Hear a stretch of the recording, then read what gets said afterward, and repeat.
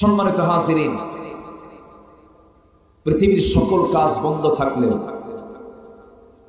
আল্লাহর নির্দিষ্ট হুকুম কখনো বন্ধ রাখা যাবে না। আল্লাহর কাজ কি বন্ধ রাখা যাবে?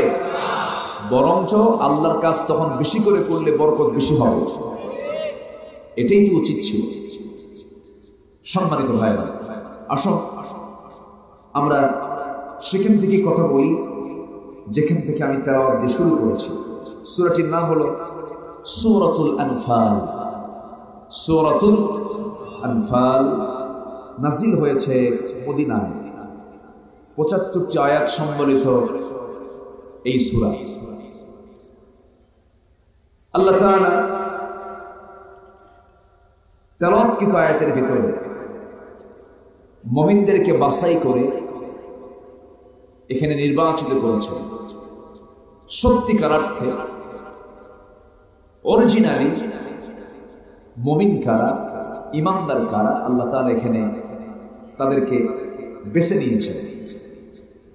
যদি আমরা সেই সমস্ত গুণ এবং যোগ্যতা আমরা হাসিল করতে পারি, তাহলে আল্লাহর কাছে আমরা সার্টিফিকেট পেয়ে যাব, আমরাই হলাম একমাত্র মুমিন। বলি আলহামদুলিল্লাহ, জোরে বলি আলহামদুলিল্লাহ। আসুন আল্লাহ তাআলা এখানে কি বলছেন। আল্লাহ রাব্বুল আলামিন সুন্দর করে বলছেন, ওয়াল্লাযীনা আমানু ওয়া হাজারু ওয়া জাহাদু ফি সাবিলিল্লাহ ওয়াল্লাযীনা আওয়াউ ওয়া নাসারু উলাইকা হুমুল মুমিনুনা হাক্কান লাহুম মাগফিরাতুন ওয়া রিজকুন কারীম। والذين آمنوا من بعد وهاجروا وجاهدوا معكم فأولئك منكم وأولو الأرحام بعضهم أولى ببعض في كتاب الله إن الله بكل شيء عليم। জোরে বলুন আল্লাহু আকবার। আমার বন্ধুগণ, ইমানদারকে চেনার জন্য আল্লাহ তাআলা সূরা মুমিনুন দিয়েছেন, সূরা মুমিন দিয়েছেন। কাফেরদেরকে চেনার জন্য সূরা কাফিরুন দিয়েছেন। মুনাফিকদেরকে চেনার জন্য সূরা মুনাফিকুন আছে না নাই? আছে। এখানে আল্লাহ তাআলা সূরা আনফালের মধ্যে আবার প্রকৃত মুমিন কারা তাদের কিছু চিত্র তুলে ধরেছেন। কাফিরদেরকে চেনার জন্য আল্লাহ তাআলা আয়াত নাযিল করেছেন, সূরা নাযিল করেছেন, ছোট্ট একটা সূরা। যারা পারেন ঠোঁট মিলিয়ে বলুন, কুল ইয়া আইয়ুহাল কাফিরুনা লা আ'বুদু মা তা'বুদুন ওয়া লা আনতুম আ'বিদুনা মা আ'বুদু ولا أنا عابد ما عبدتم ولا أنتم عابدون ما أعبد لكم دينكم ولي دين। জোরে বলুন আল্লাহু আকবার। সূরার নামটা কি? সূরার নাম কি? কাফিরুন মানে হলো এক কাফের না বহু কাফের? বহু কাফের। এক কাফের মানে কাফির। কাফিরুন বহু কাফের, কাফেরগণ। সেই কাফেরদের বক্তব্য হলো, ওরা যার ইবাদত করে, ইমানদাররা তার ইবাদত করে না। মুমিন যারা গোলামি করে তারা গোলামি করে না। আমার নবীর কাছে যখন আয়াতগুলো নাযিল হয়ে গেল, স্পষ্ট হয়ে গেল কারা কাফের, কারা মুশরিক, কারা মুমিন। এই আয়াত যখন নাযিল হয়ে গেল, আল্লাহ রাব্বুল আলামিন রাসূলকে যখন আয়াতটা সুন্দর করে জানিয়ে দিলেন, সূরাটা সুন্দর করে জানিয়ে দিলেন, সঙ্গে সঙ্গে আবু জেহলরা বুঝতে পেরেছে মুহাম্মাদের দাওয়াতি মিশনটা কি, মুহাম্মদ বিন আব্দুল্লাহ কি বলতে চায়। এই দুনিয়াতে বান্দার দাসত্ব হবে একমাত্র কেবলমাত্র কার? আসতে বলবেন না কার? থাক, গুটাগুটি করার দরকার নেই, ফ্যান থাক, সমস্যা নেই। ঠিক হয়েছে? আসতে হয় না? আচ্ছা, এর চাষটা হয় কিনা দরকার। সম্মানিত ভাই, আমার দাসত্ব হবে কার? আমি কার গোলামি করার জন্য আসছি? গোলামি করলে, একটা কাজ করলে আল্লাহ তাআলা আমার অন্ন, বস্ত্র, শিক্ষা, বাসস্থান, চিকিৎসা সবকিছুর নিরাপত্তা আল্লাহ নিজে দিবেন। জোরে বলে সুবহানাল্লাহ। এই জবাবটা কোথায় আছে? আরেকটা পারার সূরার ভিতরে আছে, আমার আপনার ঘরের সূরা, মুখের সূরা। যারা পারেন ঠোঁট মিলিয়ে বলুন, লিইলাফি কুরাইশ ইলাফিহিম রিহলাতাশ শিতাই ওয়াস-সাইফ ফালইয়াবুদু রাব্ব হাযাল বাইত আল্লাযী আত'আমাহুম মিন জু'ইন ওয়া আমানাহুম মিন খাউফ। আল্লাহ বলছেন, বান্দারে তুমি কি নিশ্চিন্তে ঘুমাতে চাও নাকি? নিরাপত্তা চাও নাকি? ত্রাস মুক্ত সমাজে বসবাস করতে চাও নাকি? দরজা খুলে ঘুমাবে, কেউ তোমার বাড়িতে হানা দেবে না। তোমার সামনে সমস্ত সম্পদ তুমি খোলা রাখবে, কেউ তোমার সম্পদের দিকে নজরই দেবে না। নিরাপত্তা পাবে, ক্ষুধা মুক্ত থাকবে, ক্ষুধার কোনো যন্ত্রণা তোমার থাকবে না। ইসলাম মানে অভাব না সচ্ছলতা? অভাব না সচ্ছলতা? সচ্ছলতা। ইসলাম মানে আমরা অনেকে ভুল বুঝি অভাব। ইসলাম মানলি মানে কষ্ট না, ওই কষ্ট আলাদা বিষয়, কিন্তু ইসলাম মানে হলো সচ্ছলতা। ইসলাম মানলে সুখ, ইসলাম মানলে শান্তি। আল্লাহ বলছেন, বান্দারে আমার গোলামি তুমি যদি করতে পারো, একটা কাজ যদি দাসত্ব যদি সম্পূর্ণ করতে পারো, আমি তোমার ভিতর থেকে সমস্ত টেনশন দূর করে দেব, অস্থিরতা দূর করে দেব, এবং তোমার সমস্ত খাবারের রিজিকের দায়িত্ব আমি আল্লাহ নিজেই সব কিছু করে দেব। জোরে বলি সুবহানাল্লাহ। ক্ষুধা মুক্ত রাখবো, টেনশন মুক্ত রাখবো। আজকে গোটা দুনিয়াতে সবচেয়ে বড় টেনশন হলো কেউ শান্তিতে না। রাশিয়া কোথায় মারতেছে? কোথায় মারে? ইউক্রেন। চীনে পেঁচ লাগাই দিয়ে রাখছে, ভারতে কাশ্মীরে পেঁচ লাগাই দিয়ে রাখছে, বার্মাতে পেঁচ লাগাই দিয়ে রেখেছে, ফিলিস্তিনে ইসরায়েলে পেঁচ দিয়ে লাগাই রেখেছে। কোথাও কি শান্তি আছে? আসতে বলবেন না, কোথাও কি শান্তি আছে? দুঃখ লাগে, পৃথিবীতে সবচেয়ে মার খাচ্ছে কারা বেশি? কারা বেশি মার খাচ্ছে? ফিলিস্তিনে মার খাচ্ছে মুসলমানরা ইহুদির হাতে, ঠিক কিনা? ইরাকে দীর্ঘদিন ধরে মার খেলো হলো খ্রিস্টানদের হাতে। ভারতে মার খাচ্ছে কাশ্মীরের মুসলমানরা হিন্দুদের হাতে। মায়ানমারে মার খাচ্ছে মুসলমানরা বৌদ্ধদের হাতে। গোটা পৃথিবীতে 180 কোটি মুসলমান, 56টি মুসলিম দেশ, কোথাও মুসলমান শান্তিতে নাই। আবার মুসলমান নামকস্ত মুসলমানের হাতে মার খাচ্ছে। সব জাত তো বাড়তিছে, আবার মুসলিম নামধারী কিছু কুলাঙ্গার, ইসলাম নাই মুসলমান, মার খাচ্ছে কিনা বলেন? কেন জানেন? এটার মূল কারণ হলো আমরা দাসত্ব ছেড়েছি, ইবাদত ছেড়েছি কার? গোলামি ছেড়েছি কার? আমরা কি করেছি? আমরা করেছি কি? উनको तहजीब ने हर बंद से आजाद किया, लाके काबे से सनम खाने में आबाद किया। আল্লামা ইকবাল আফসোস করে বলছেন, নব্য যুগের সভ্যতা মোহে কেটে ফেললে সব বাঁধন, মসজিদ ছেড়ে মন্দিরে গিয়া বাসা বেঁধেছ হায় এখন।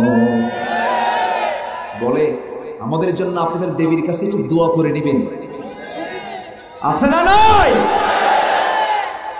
তাওহীদপন্থী মুসলমান কখনো এই জাতীয় কথা বলতে পারে?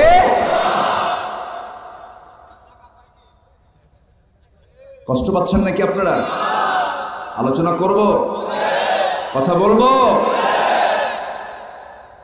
বেচতে বেচতে এখন মুসলমান ইমানও বেচে।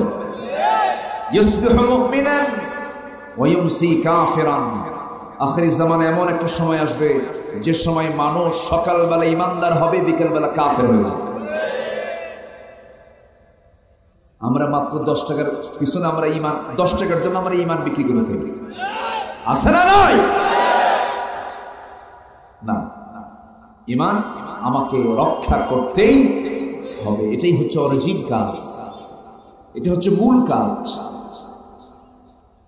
আমি আপনাদের কাছে অপরিচিত নই। এই ভার্চুয়াল অনলাইনের কারণে, প্রযুক্তির কারণে তো হালে আসলো। আমরা যখন প্রথম কথা বলা শুরু করেছি তখন এগুলো ছিল না। ইউটিউব ছিল না, ফেসবুক এরকম ভাবে ছিল না। তখন সিডি ক্যাসেটের মাধ্যম দিয়ে আলোচনাগুলো মানুষ শুনতে পেত। এখন প্রযুক্তির কল্যাণে এখন খুব দ্রুত মানুষের কাছে সব আলোচনাগুলো চলে যায়। কম বেশি আলোচনাগুলো আমার সবাই শুনেছেন। সম্মানিত বন্ধুগণ, মুসলমানদের আজকে সবচেয়ে বড় সমস্যা হলো ইসলামকে তার পছন্দ মতো মানতে চায়। ইসলাম মানতে হবে ব্যক্তির পছন্দে না আল্লাহর পছন্দ? কার পছন্দে মানতে হবে? আল্লাহ যেভাবে ইসলাম মানতে বলেছেন সেইভাবে মানতে হবে। এই রোগটাই শুধু খুঁজে পায় মুসলমানের ভিতরে। ইসলাম মানতে হবে আমার পছন্দে না আল্লাহর পছন্দ? আল্লাহ যেমন করে মানতে বলেছেন তেমন করে মানতে হবে। সুদ হারাম, এখন যুক্তি দেয় অনেকে, কেন হারাম? তাহলে কি সে কি আল্লাহর পছন্দ করলো না, সে ব্যক্তির পছন্দে চলে যাবে? ব্যক্তির পছন্দ। আল্লাহ বলেছেন হুকুম কারো চলবে না, ইনিল হুকমু ইল্লা লিল্লাহ আলা লাহুল খালক ওয়াল আমর। সাবধান, সৃষ্টি যার, আইন চলবে তার। বান্দা কয় না এই দুনিয়াতে এইগুলো আইন চলবে। বান্দাকে আল্লাহর পছন্দ করলো না নিজের পছন্দ করলো? নিজের পছন্দ করে কি ইসলাম মানা যাবে? ইসলাম কি করে বাপের? ইসলাম কার? ইসলাম কার? আমার আল্লাহ ছোট না বড়? কত বড়? কত বড়? আল্লাহ কই? অনেকে চুপ করে আছে। আল্লাহ কোথায়? আল্লাহ নাই? আল্লাহ আছেন না নাই? কোথায় আছেন? এই তো একজন বলেছেন আর রহমানু আলাল আরশিস তাওয়া। আরশ আজিমে তিনি সমাসীন আছেন, কিন্তু তার ইলম সব জায়গায় আছে না নাই? এই যে হাজার হাজার মানুষ আপনারা এসেছেন, আমি সবার কাছে একটু উদাত্ত আহ্বান জানাবো। আলোচনা চলাকালীন অবস্থায় একদম মেজর প্রবলেম ছাড়া, খুব ইমার্জেন্সি আর হচ্ছেই না, এটা ছাড়া ইচ্ছা করে ঠুনকো কোনো কারণে আমরা এই ময়দান থেকে ওঠা বসা করব। ওঠা বসা করব। ওঠা বসা করলে আলোচনা হেরে যায় না? এখানে বসে কথা বলা কতটুকু কঠিন। আমি উঠেই বসে আগে সূরা ফাতিহা পড়ি, ফালাক পড়ি, নাস পড়ি, আয়াতুল কুরসি পড়ি এবং আল্লাহকে বলি, আল্লাহ আমার জবান থেকে সেই কথাগুলো বের করে দাও যেটা জাতির জন্য, মুসলিম উম্মার জন্য প্রয়োজন। আল্লাহ, এই 22 বছরের এই মাহফিল অঙ্গনে আমি চেষ্টা করেছি কোরআন এবং সুন্নাহকে সামনে রেখে কিছু কথা বলা। এর মাঝেও কিছু ভুল তো হবেই, কিছু ভুল হবে না?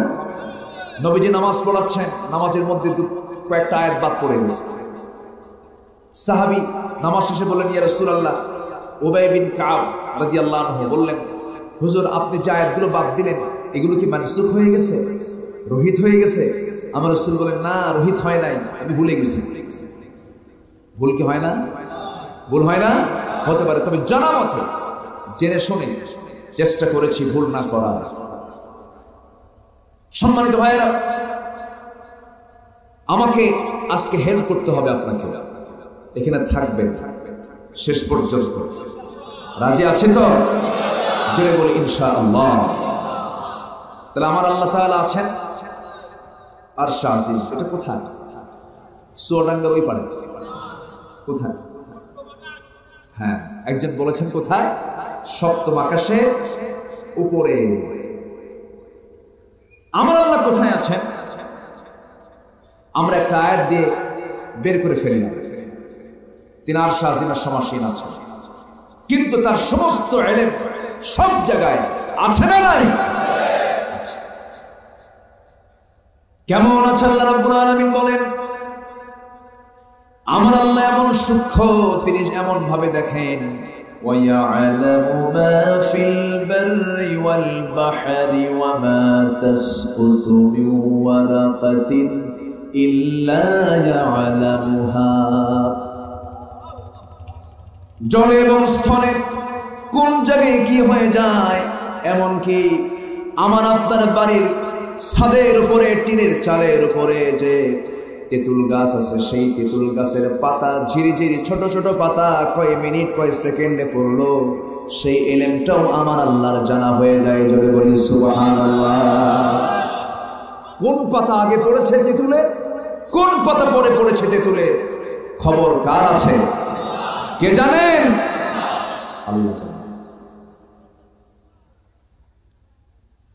কিন্তু তিনি আরশে আজিমের সমাসীন আছেন। সে আরশে আজিমটা কত দূর, একটু ডিপ আলোচনার দিকে যাচ্ছে, একটু কানটা খাড়া করেন, একটু মনোযোগ দিয়ে শোনেন। আরশে আজিম তো বহু দূর থাকলো, আমরা যে সকালবেলা ঘুম থেকে উঠে যে আকাশটা দেখি, এই নীল আকাশ, এটা কোন আসমান? বলেন বলেন। প্রথম আসমান। এই প্রথম আকাশটা আমরা দেখতে পাই। এই আকাশের নিচে গোটা দুনিয়া জুড়ে যত মানুষ আছে, 228টা দেশ। কত? 228টি দেশ নিয়ে এই গোটা পৃথিবী। যদিও জাতিসংঘ কয়েকটা দেশকে এখনো বৈধতা দেয় নাই। এই 228টি দেশের ভিতরে আবার কিছু কিছু মাতব্বর আছে, কিছু কিছু মোড়ল আছে, গণতন্ত্রের কিছু ঠিকাদার আছে। আসলে ঠিকাদার কিছু আছে না, গণতন্ত্রের ঠিকাদারি করে আর মাস্তানি করে। এর মধ্যে এক নম্বর হলো আমেরিকা।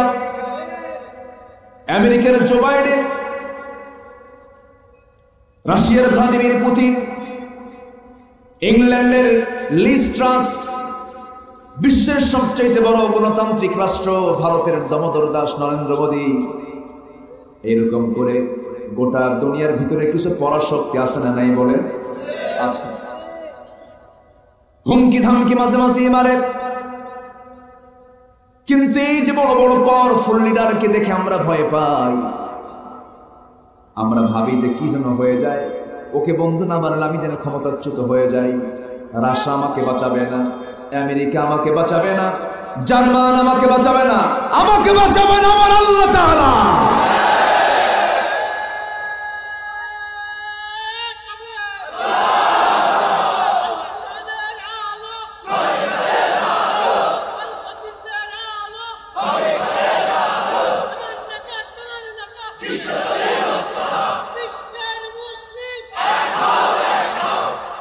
সম্মানিত ভাইরা, আমাকে রাশিয়া বাঁচাবে, আমেরিকা বাঁচাবে, ইংল্যান্ড বাঁচাবে, চীন বাঁচাবে।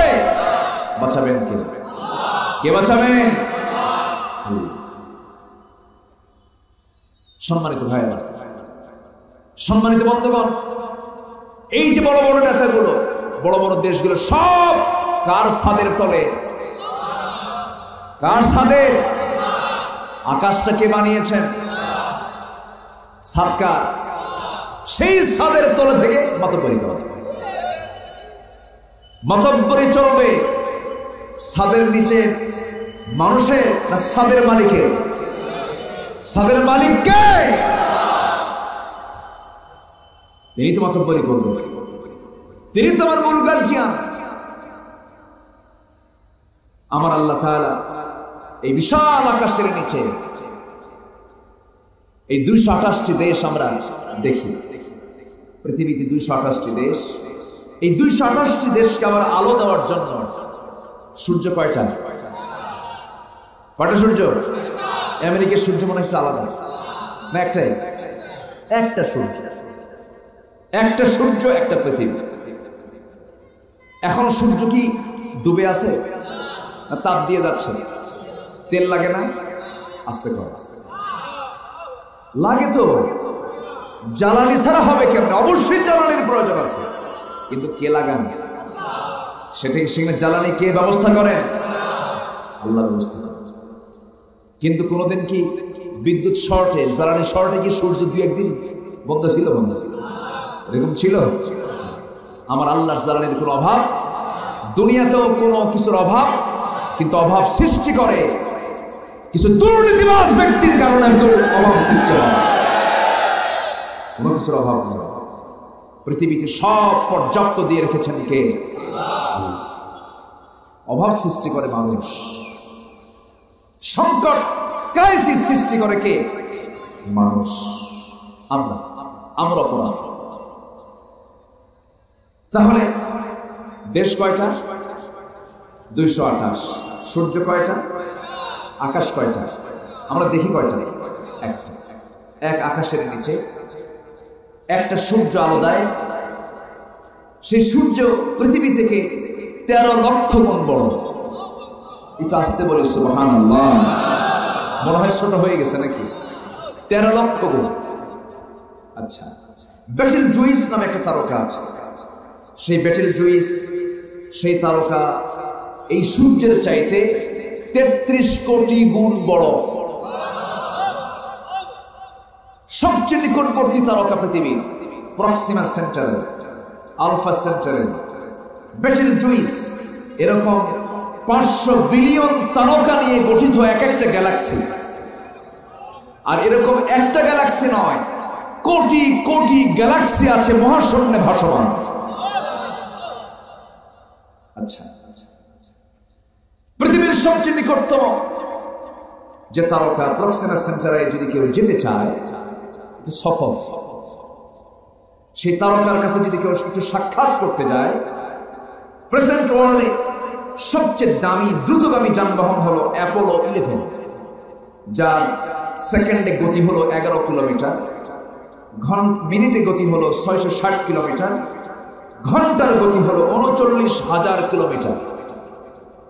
এই অ্যাপোলো 11-এ চড়ে যদি কেউ সেই প্রক্সিমা সেন্টারে যদি কেউ যেতে চায়, সময় লেগে যাবে 1,15,000 বছর।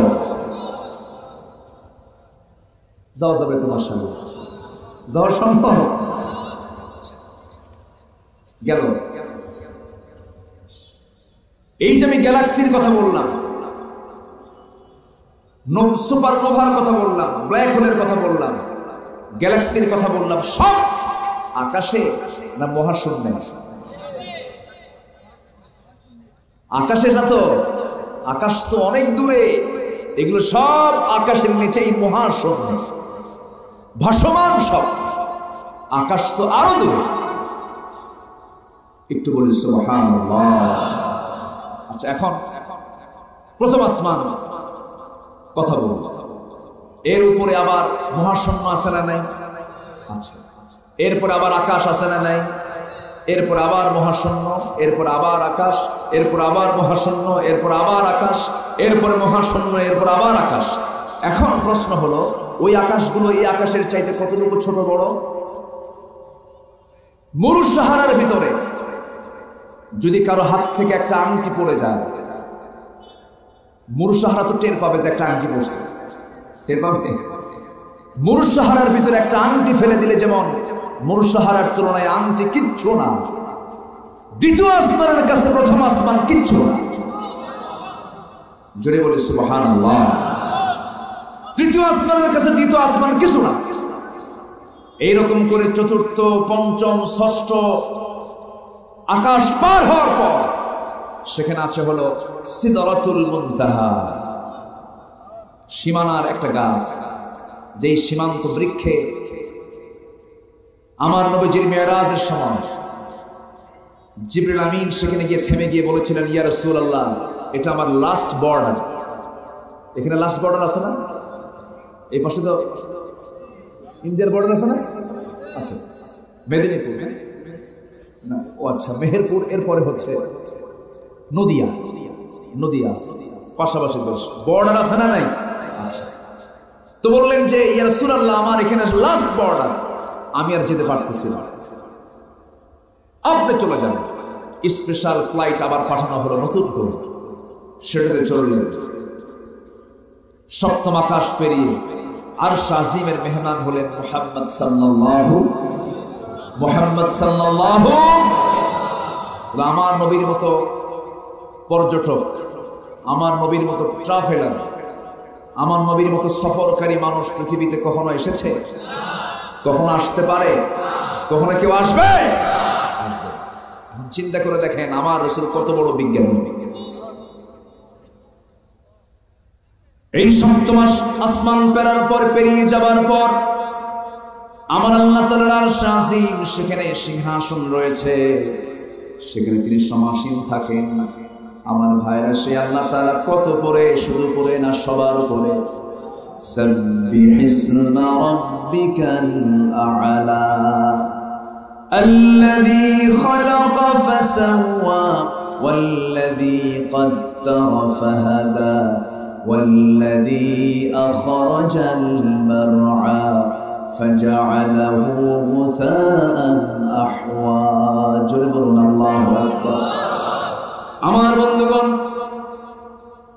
রাসূলকে আল্লাহ তাআলা সেই জন্য বলছেন হে রাসূল আপনি সবচেয়ে উপরে যিনি থাকেন সবার উপরে যিনি অবস্থান করেন আলা সবচেয়ে বড় ইসমে তাফজিলের সিগা আপনি তার পবিত্রতা ঘোষণা করুন অতএব আমার আল্লাহ কত উঁচুতে থাকেন কত উপরে থাকেন আবার আল্লাহ বলছেন বান্দারে তুমি যদি ঈমান ভালো করে আনতে পারো ভালো যদি ঈমানদার হতে পারো বান্দা আমি তোমাকে আমার ঘরের পাশের মেহমান তোমাকে বানায় নেব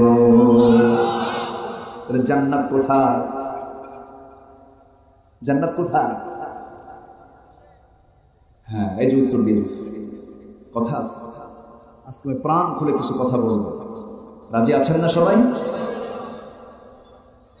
দুনিয়ার আমেরিকা একটা বাড়ি হওয়ার জন্য কত স্বপ্ন দেখে ইতালিতে একটা বাড়ি হওয়ার জন্য কত স্বপ্ন দেখে ইংল্যান্ডে একটা বাড়ি হলে পরে কত খুশি হয়ে যায় আল্লাহ বলছেন বান্দা আমি তোমাকে এমন সুন্দর বাড়ি দিয়ে দেব এমন সুন্দর জান্নাত দিয়ে দেব যা আমার আর শাহজিমের আশেপাশে হবে জোরে বলে সুবহানাল্লাহ খুব কম দামি জায়গা মনে হয় কম দামি জায়গা অনেক দামি জায়গা এই জন্য দামি মানুষ আমাকে আপনাকে হতে হবে আমি দামি মানুষ কখন হয়ে যাব যখন আমার মধ্যে ঈমান থাকবে কি থাকবে বলেন ঈমান থাকবে চারটা পুঁজি আল্লাহ তাআলা এখানে দেখতে চাচ্ছেন আয়াতের মধ্যে চারটা পুঁজির কথা বলা হয়েছে চারটা কাজ তুমি করবে চারটা গুণে তুমি গুণান্বিত হবে আমি তোমাকে মুমিনের খেতাব দিয়ে দেব আমি তোমাকে ক্ষমা করে দেব আমি তোমাকে সম্মানজনক রিজিক দিয়ে দেব কার ওয়াদা আসতে বলবেন না কার ওয়াদা আল্লাহর ওয়াদা নাম হলো ঈমান আলী নাম কি ঈমান আলী আর কি কোনো সমস্যা আছে তাই নাম ঈমান আলী ও তো জান্নাত পাবে নাম হলো হিম্মত আলী কিন্তু সাইকেলের চাকা বাস চলে পড়ে সে হার্ট স্ট্রোক করে নাম হলো কি হিম্মত আলী আবার আমার দেশের কিছু বুদ্ধিজীবী আছে ওরা বলে আর আমরা কি কিছুই বুঝি না কোরআন তো আমরাও পড়ি মোল্লা তোমরা কি বুঝো এরকম বলার কিছু লোক আছে না নাই ওরা কোরআন বোঝো ওই কানার মতো এক কানা গেছে মসজিদে নামাজ পড়তে মাগরিবের ওয়াক্তের একটু আগ দিয়ে ইমাম সাহেবের সঙ্গে কথা বলতে বলতে কানা সাথে ইমাম সাহেবের তর্ক বিতর্ক শুরু হয়ে গেছে তর্কের এক পর্যায়ে চরম বাক বিতর্কের এক পর্যায়ে আজান দিয়ে ফেলেছে মুয়াজ্জিন নামাজ শুরু হয়ে গেছে ইমাম সাহেব সূরা ফাতিহা পড়ার পর এমন একটা আয়াত বলেছে যে আয়াতের অংশ হলো ওয়া কানা মিনাল কাফিরিন কানা মনে মনে চিন্তা করে কিছুক্ষণ আগে গন্ডগোল হলো নামাজের মধ্যে ফতোয়া জারি হলো আমি কানা কাফের এর কিছু বাস্তবতাও আছে তাসসিমা নাসরিন সূরা 3 এর অপব্যাখ্যা করেছিল সে বলেছিল ওরা তিনজন ওয়াজাইতুন ওরা দুইজন জালিম দেখেন তো এটি কি অর্থ? আবার যারা নাচানাচি করে জিকির করে আর লাফায় আছে না, ওরা কয় আল্লাহ কইছে কোরআনের ভিতরে কয়েকবার নাচতে, কুল আউযু বিরাব্বিন নাস, মালিকিন নাস, ইলাহিন নাস। এই তিনবার নাচার হুকুম দেওয়ার পরে কি আর বসে থাকতে পারি? এজন্য নাচে। এরকম বেয়াকুব কিছু আছে না নাই? কানা এখন নামাজ পড়তেছে, লোকমার দেয় না, রাগে গোসায় ফেটে পড়ে আর কিছু না বলে বাড়িতে চলে আসছে। পরের দিন আবার নামাজে গেছে। ইমামদের তো আবার পছন্দের কিছু সূরা থাকে, আগের সন্ধ্যায় যে সূরা, পরের দিন সন্ধ্যায় সেই সূরা। এদিকে ইমাম যে তার আবার পা আবার একটু ন্যাংরা বসে, একটু ন্যাংরা খাটো বসে। যখন আবার ওই আয়াতটা বলেছে ওয়াকানা মিনাল কাফিরিন, এই কানার মেজাজার দেখে কে নামাজের মধ্যে উল্টা লোকমা ওয়াল ল্যাংরানা মিনাল ফাসিকিন। আমি কানা যদি কাফের হই, তুই ন্যাংরা বলি ফাসিক। এরকম জাহেল আজকের সমাজে আছে না নাই? আসতে বলবেন না, আছে না নাই? ওরা আলেমদেরকে শিখাতে আসে, ওরা আলেমদেরকে কি শিখাতে আসে। একজন লয়ার, একজন আইনজীবী আইনের ভুল ধরতে পারে, ডাক্তার ডাক্তারের ভুল ধরতে পারে, ইঞ্জিনিয়ারের ভুল ইঞ্জিনিয়ার ধরতে পারে, আলেমের ভুল আলেম ধরতে পারে, আলেমের ভুল জালেমরা ধরতে পারে না।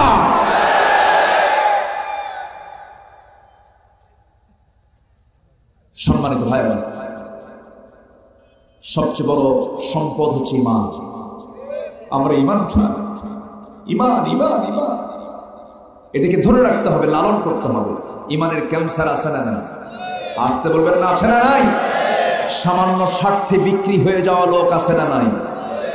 সামান্য স্বার্থে বিক্রি হয়ে যাচ্ছে। এক ইমাম মসজিদে নামাজ পড়ায়, সেই মসজিদের আমার সভাপতি সেক্রেটারির নাম হলো ইব্রাহিম মুসা।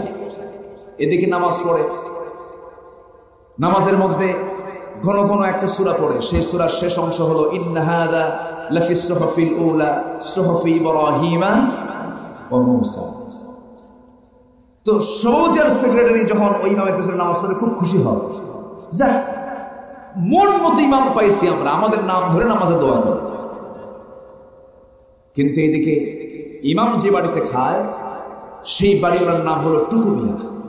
টুকু মিয়ার বেজায় মন খারাপ। টুকু মিয়া মনে মনে কয়, আবার টুকু নামে কেউ থাকলে মন খারাপ করবে। টুকু মিয়া মনে মনে কয় খাওয়াই আমি আর দোয়া পাই ইব্রাহিম মুসা। মন খুব খারাপ, খাওয়ায় কিন্তু বাড়িওয়ালার মুখে কোনো হাসি নাই।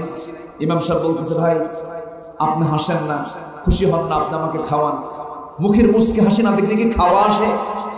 এখন বাড়িওয়ালা বলে, বোঝেন তো সবই, কিন্তু টুকুর নামে দোয়া করা যায় না। কে মানে কি নামাজে আপনি ইব্রাহিম মুসার জিকির তোলেন, টুকুর নামটা নিতে পারেন না? কাছে আপনি কোনো চিন্তা করবেন না, আজকে নামাজে হয়ে যাবে। নামাজ শুরু হয়ে গেছে। ইন্না হাযা লাফি সুহফিল উলা সুহফি ইব্রাহিমা ওয়া মূসা ওয়া টুকু। যখন কইছে টুকু, মুসল্লির টনক নড়ে গেছে। নামাজ শেষে বলতেছে, হুজুর আপনি এটা পাইলেন কই? আমি কি খাওয়া বন্ধ করব? আমার খাওয়া কি বন্ধ করব? পার্থিব স্বার্থের জন্য যারা দিনকে রাত করছেন, রাতকে দিন করছেন, আইনের চেয়ারে বসে যারা বেআইনি করছেন, জুলুম করছেন, বিচার হবে কিয়ামতের ময়দানে। আল্লাহ আছেন না নাই? সব বেঁচে খাবো, ঈমান বেঁচে দেওয়া যাবে? সব যাবে, ঈমান নষ্ট করা যাবে? ঈমান নষ্ট করা যাবে না। আমার রাসূল হিজরত করেছেন, সাহাবীরা কি বসেছিলেন বাড়িতে? তারাও ত্যাগ স্বীকার করে চলে গেছে। বলেন না হুজুর আপনি একা যান না, চারটা আমরা গুণে গুণান্বিত হব। এক নাম্বার হলো আমরা ঈমান আনবো।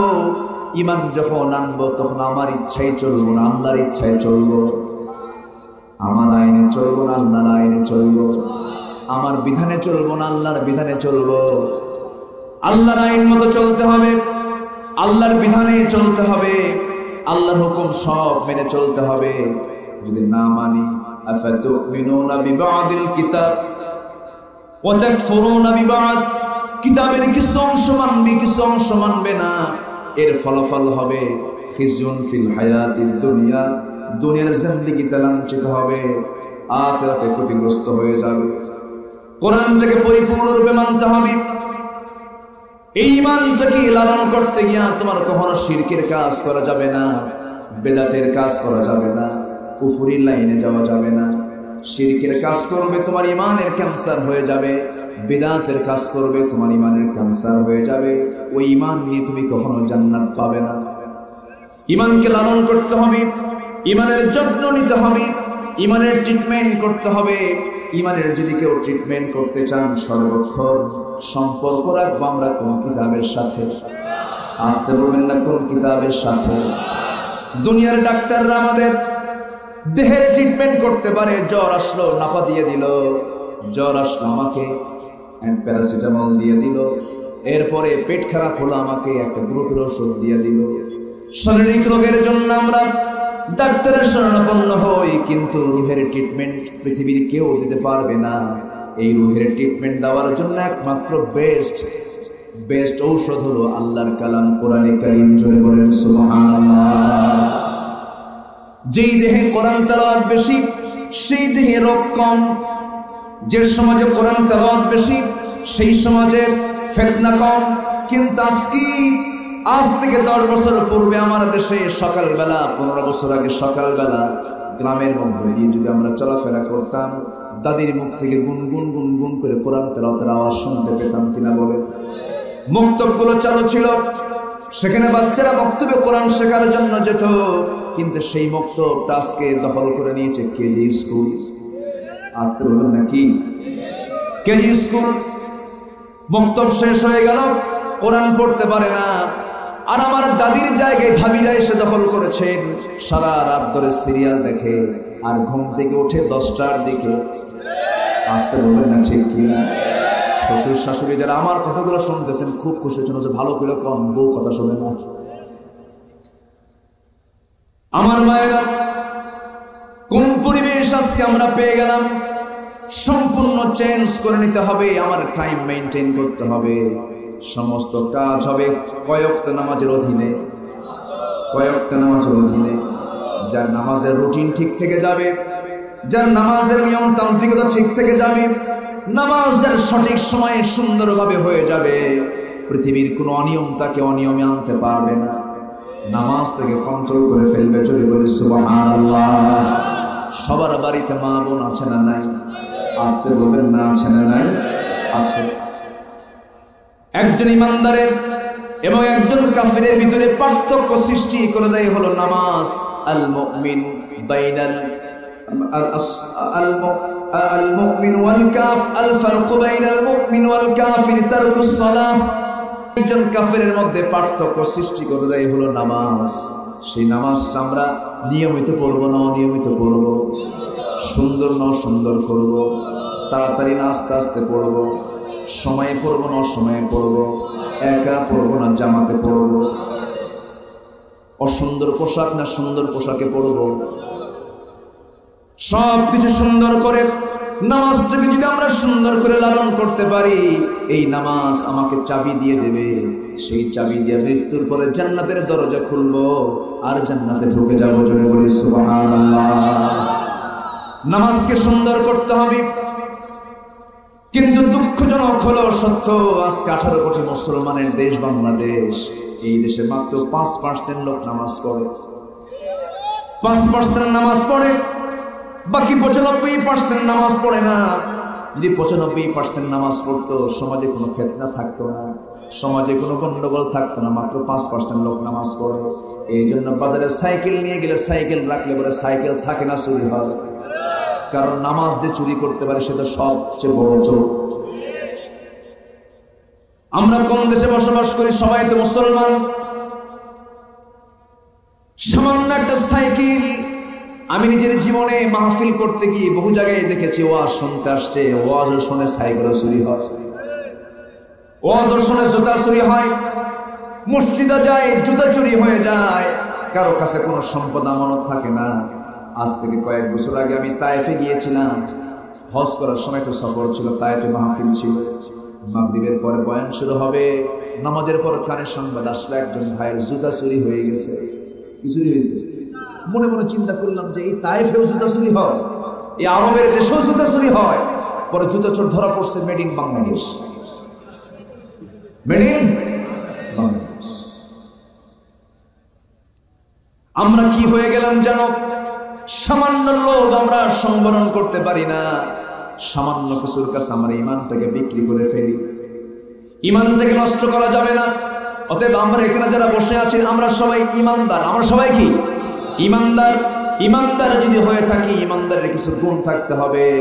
মুমিনকে চেনার জন্য সূরা মুমিনুন পড়তে হবে।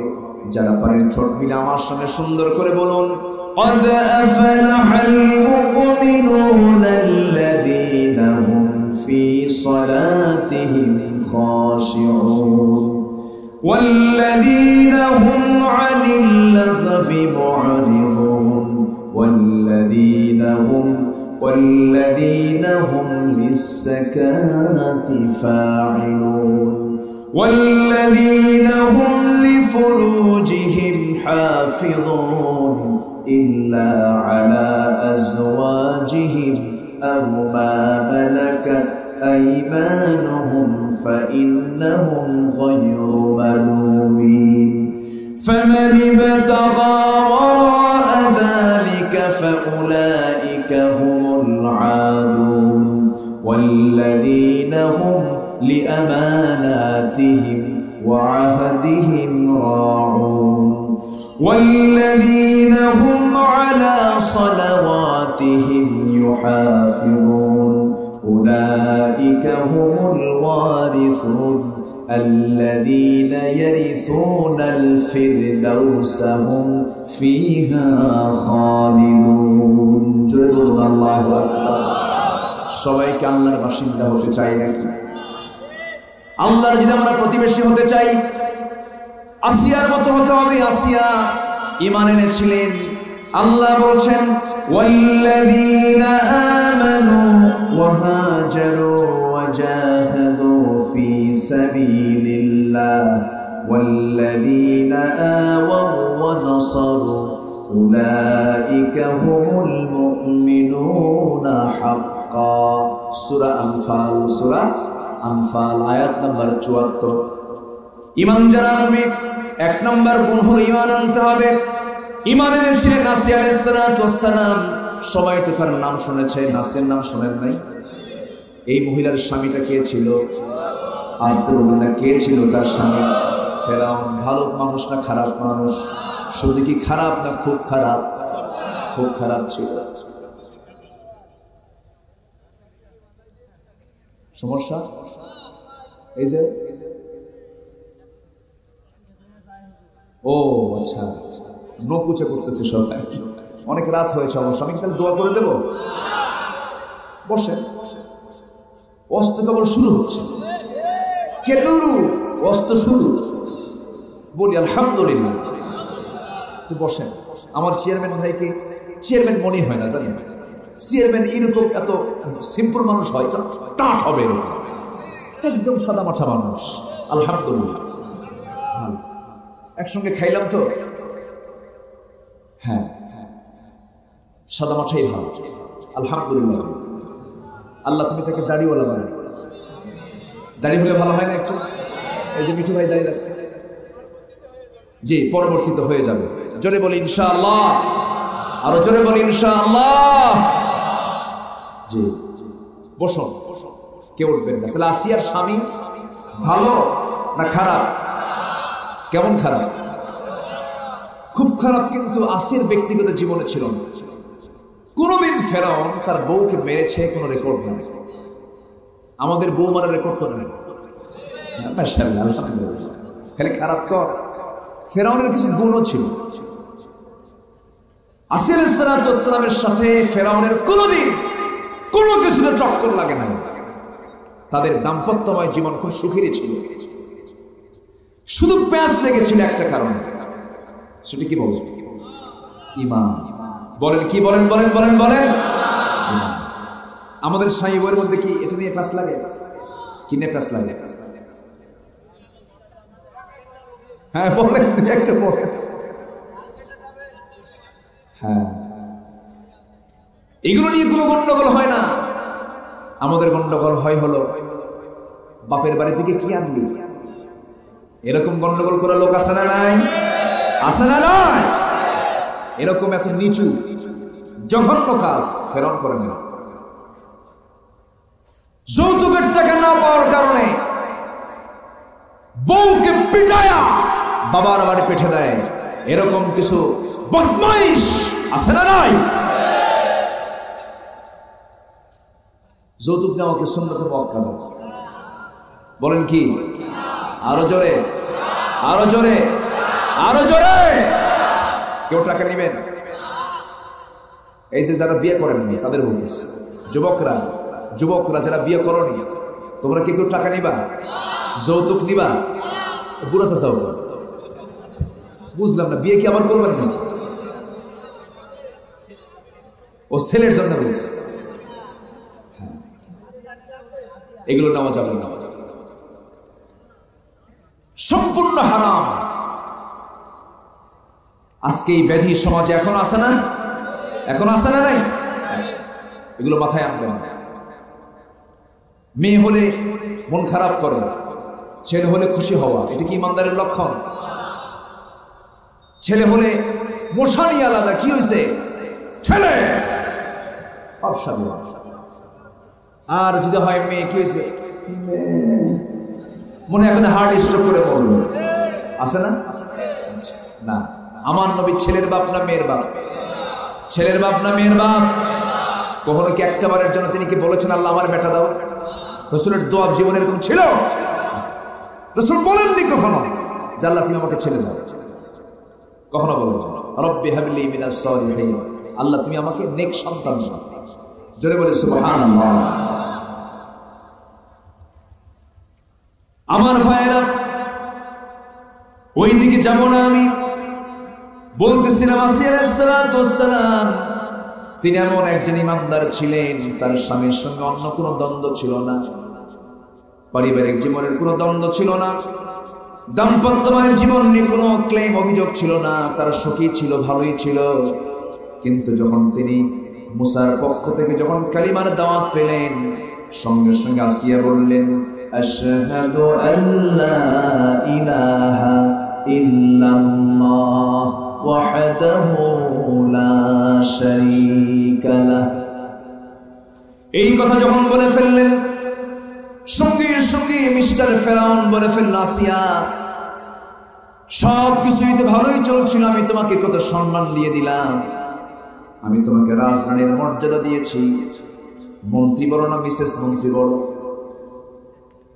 বলেন কে বড়? চেয়ারম্যান বড় না চেয়ারম্যানের বউ বড়? বউ তো কোনো অংশ কম না, মন খারাপ করে। কারণ চেয়ারম্যান বইয়ের কথা শুনে কিনা কম? আস্তে কম। আপনি শোনেন না? আর আমিও শুনি তো, ভালো করে বলেন না কেন? বইয়ের কথা শোনে না কে? সবাই। এক রাজা প্রজাদের মাঝে ঘোষণা করেছে, কোন প্রজা বইয়ের কথা শোনে না সেই প্রজাদেরকে এক সাইডে রাখো, ওদেরকে একটা করে ঘোড়া উপহার দাও, আর যারা বইয়ের কথা শোনে ওদেরকে একটা করে ডিম দাও। তো কিছু লোক চলে আসলো, প্রজা এসে বলতেছে, রাজা মশাই আমি কোনোদিন আমার বইয়ের কথা শুনি নাই, যা ঘোড়া নিয়ে যা। ঘোড়া নিয়ে চলে গেছে, কালো ঘোড়া নিয়ে বাড়িতে গেছে। বউ বলে, ঘোড়া আনলাম না, কালো ঘোড়া মানুষ আনে, যাও লাল ঘোড়া নিয়ে আসো। চলে গেছে দরবারে, রাজা মশাই এই ঘোড়া চলবে না। কেন? বউ বলল কালো না লালটা নিয়ে আসো। রাজা কয় ঘোড়া ধুয়ে ডিম নিয়ে আসবে। কি কথা কি বুঝতেছেন? রাজা এখন এই সমস্ত ফায়সালা করে চলে গেছে, রাজা চলে গেছে অন্দরমহল। বউয়ের সঙ্গে কথা বলতে বলতে বউ বলতেছে, শোনো তুমি যে শর্ত দিয়েছো এই শর্তে কোনো পুরুষই পাবা না। কোনো পুরুষ পাবে না। অতএব তুমি ঘোষণা দাও, যারা বইয়ের কথা শুনে তাদেরকে ডিম না 5 কেজি করে চাউল দাও। যাও, চলে গেছে উজিরদের সাথে বসে বলতেছে, শোনো, ওই ডিম দেওয়ার পরিবর্তে 5 কেজি করে চাল দেওয়া হোক। কেন? বউ আমার এই পরামর্শ দিল। উজিররা আপনি তো বইয়ের কথা শুনবেন, কোথায় তো বইয়ের কথা শোনে না সবাই। এই জন্য মন্ত্রীর চাইতে কিন্তু বিশেষ মন্ত্রী কোন অংশ কম না। ফেরাউন আসিয়া আলাইহিস সালাতু ওয়াস সালামকে রাজরানীর চেয়ার দিয়েছিল, সব ছিল তার, যশ, সম্মান, খ্যাতি, সম্পদ সব ছিল। কিন্তু যখন তিনি দাওয়াত পেলেন ঈমানের, প্রত্যাখ্যান করলেন না গ্রহণ করলেন? ছেড়ে দিলেন না গ্রহণ করলেন? গ্রহণ করলেন। আসিয়া আলাইহিস সালাতু ওয়াস সালাম যখন তিনি ঘোষণা দিলেন লা ইলাহা ইল্লাল্লাহ মুসা কালিমুল্লাহ, কালিমার ঘোষণা যখন দিয়ে দিলেন, সঙ্গে সঙ্গে ফেরাউন বলে ফেলল, আসিয়া তুমি আমার বিরুদ্ধে দাঁড়ায় গেলা, আমি তোমাকে কি দেই নাই? সব কিছু আমি তোমাকে দিয়েছি, তোমাকে আমি এই অবস্থা তুমি আমার করবে তা আমার জানা ছিল না। আমার ঘরের মধ্যে তুমি শত্রু হয়ে গেছো, তোমাকে সাবধান করে দিচ্ছি, তুমি কি করবে বলো? আসিয়া বলছেন, স্বামী গো, আমি আপনার প্রতি কোনো অভিযোগ দেব না, আমি আপনার কোনো দিককে আমি খারাপ বলবো না, শুধু একটাই কালিমার দাওয়াত দিতে চাই আপনাকে। আমিও জাহান্নাম থেকে বাঁচতে চাই, আমার স্বামীকেও জাহান্নাম থেকে বাঁচাতে চাই। আমার জীবন যৌবন আমি আপনাকে দিয়ে দিয়েছি, আমি আপনাকে ভালোবাসি, কিন্তু আমি আপনাকে জাহান্নাম থেকে বাঁচানোর জন্য আপনাকে দাওয়াত দেব। আপনি আল্লাহর প্রতি ঈমান আনুন, নবীর প্রতি ঈমান আনুন। এবারে ফেরাউন বলছে, আসিয়া শোনো, এই জনপদে কারো কোনো বিধান চলবে না, এই জনপদে চলবে একমাত্র আমার বিধান। আমি হচ্ছে মানা রব্বুকুমুল আলা, সবচেয়ে বড় আইনদাতা আমি। এই আয়াতের ব্যাখ্যা এসেছে, ফেরাউন কিন্তু কোনোদিন বলে নাই আমি মানুষ বানাইছি, সাগর বানাইছি, আকাশ বানাইছি। ফেরাউন কিন্তু এই কথা বলে নাই, কিন্তু আমি যে সবচেয়ে বড় রব এই কথা ফেরাউন বলেছে। এর কারণটা হলো, ফেরাউন যে এরিয়ার নেতা ছিল, যে এরিয়ার সে শাসক ছিল, সেই এরিয়াতে সে বলেছিল কোন আইন চলবে না, কোন আল্লাহর বিধান চলবে না, কারো বিধান চলবে না, একমাত্র আমি ফেরাউন, আমার বিধান চলবে। যখন নাউজুবিল্লাহ, এমন ফেরাউন আজকের দুনিয়াতেও আছে না নাই? আসতে বলবেন না, আছে না নাই? আমার বন্ধুগণ, আসিয়া আলাইহিস সালাতু ওয়াস সালাম বললেন, স্বামী গো, আপনি আমাকে কি করবেন জানি না, আমার ব্যাপারে আপনি কি সিদ্ধান্ত নেবেন তাও জানি না, তবে একটা কথা আপনাকে বলবো, আপনি আমার প্রতি অত্যাচার যত বাড়ায় দিবেন, আমার ঈমানের মাত্রা তত বেড়ে যাবে। জোরে বলি সুবহানাল্লাহ।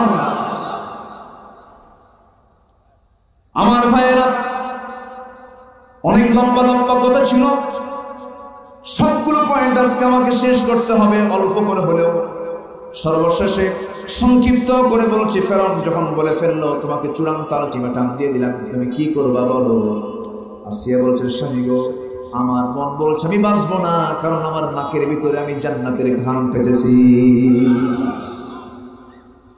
ফেরাউন করলো কি, হামানকে সাথে নিয়ে জরুরি বৈঠকে বসলো। জরুরি বৈঠক সম্পন্ন করে ফেরাউন করলো কি, জল্লাদকে অর্ডার দিয়ে দিল, জল্লাদকে ডাক দিয়ে বলল, জল্লাদ, প্রথমে তাকে মারবা না, একটা করে অঙ্গ হানি করে দিবা, হাত কাটবা, পা কাটবা, কান কাটবা, সবকিছু একটা একটা করে কাটবা। দেখো তো তার মুখ থেকে একটা বারের জন্য আমার প্রতি বিশ্বাস তার সৃষ্টি হয় কিনা, ঈমানটা সিনায় নাও যায় কিনা। স্বামী করতে স্ত্রীকে নির্যাতন শুরু হয়ে গেল। শুধু পারিবারিক নির্যাতন নয়, রাষ্ট্রীয় নির্যাতন, সামাজিক নির্যাতন, সব নির্যাতন তার প্রতি করা হলো। আসিয়া আলাইহিস সালাতু ওয়াস সালাম নীরবে সেই নির্যাতনগুলো সহ্য করতে লাগলেন। এক পর্যায়ে যখন তার মাথায় যখন করাতটা যখন চেপে দেওয়া হলো, রক্তগুলো গড়ে গড়ে যখন তিনি রক্ত শূন্য হয়ে ভুগলেন, সেই সময় তিনি দুটো হাত আসমান মুখে উঁচু করে তুলে নিয়ে তিনি একটা দোয়া করেছেন। সেই দোয়া তার কিতাব ছিল তাওরাত কিতাব, আর তার দোয়া আল্লাহর দরবারে এত সুন্দর মঞ্জুর হয়েছে। আল্লাহ তাআলা কোরআনের মতো কিতাবে আছে, দোয়া আল্লাহ তাআলা কোট করে দিয়েছে। আসিয়া আলাইহিস সালাতু ওয়াস সালাম কি দোয়া করেছেন? সূরা তাহরিম খুলে দেখেন, শেষ দিকে তিনি দোয়া করছেন, রব্বি বিনিলি ইয়াদাকা বাইতান ফিল জান্নাহ ওয়া নাজ্জিনি মিন ফিরআউনা ওয়া আমালিহি। আল্লাহ তাআলা, তুমি আমার জন্য সুন্দর একটা ঘর দিবা, ইনদাকা তোমার কাছাকাছি, বাইতান একটা ঘর, ফিল জান্নাত জান্নাতের মধ্যে, তোমার ঘরের সাথে জান্নাতের ভিতরে একটা ছোট্ট ঘর তুমি আমাকে দিয়ে দিবা, কিন্তু সেই ঘরটা যেন তোমার ঘরের সঙ্গে হয়।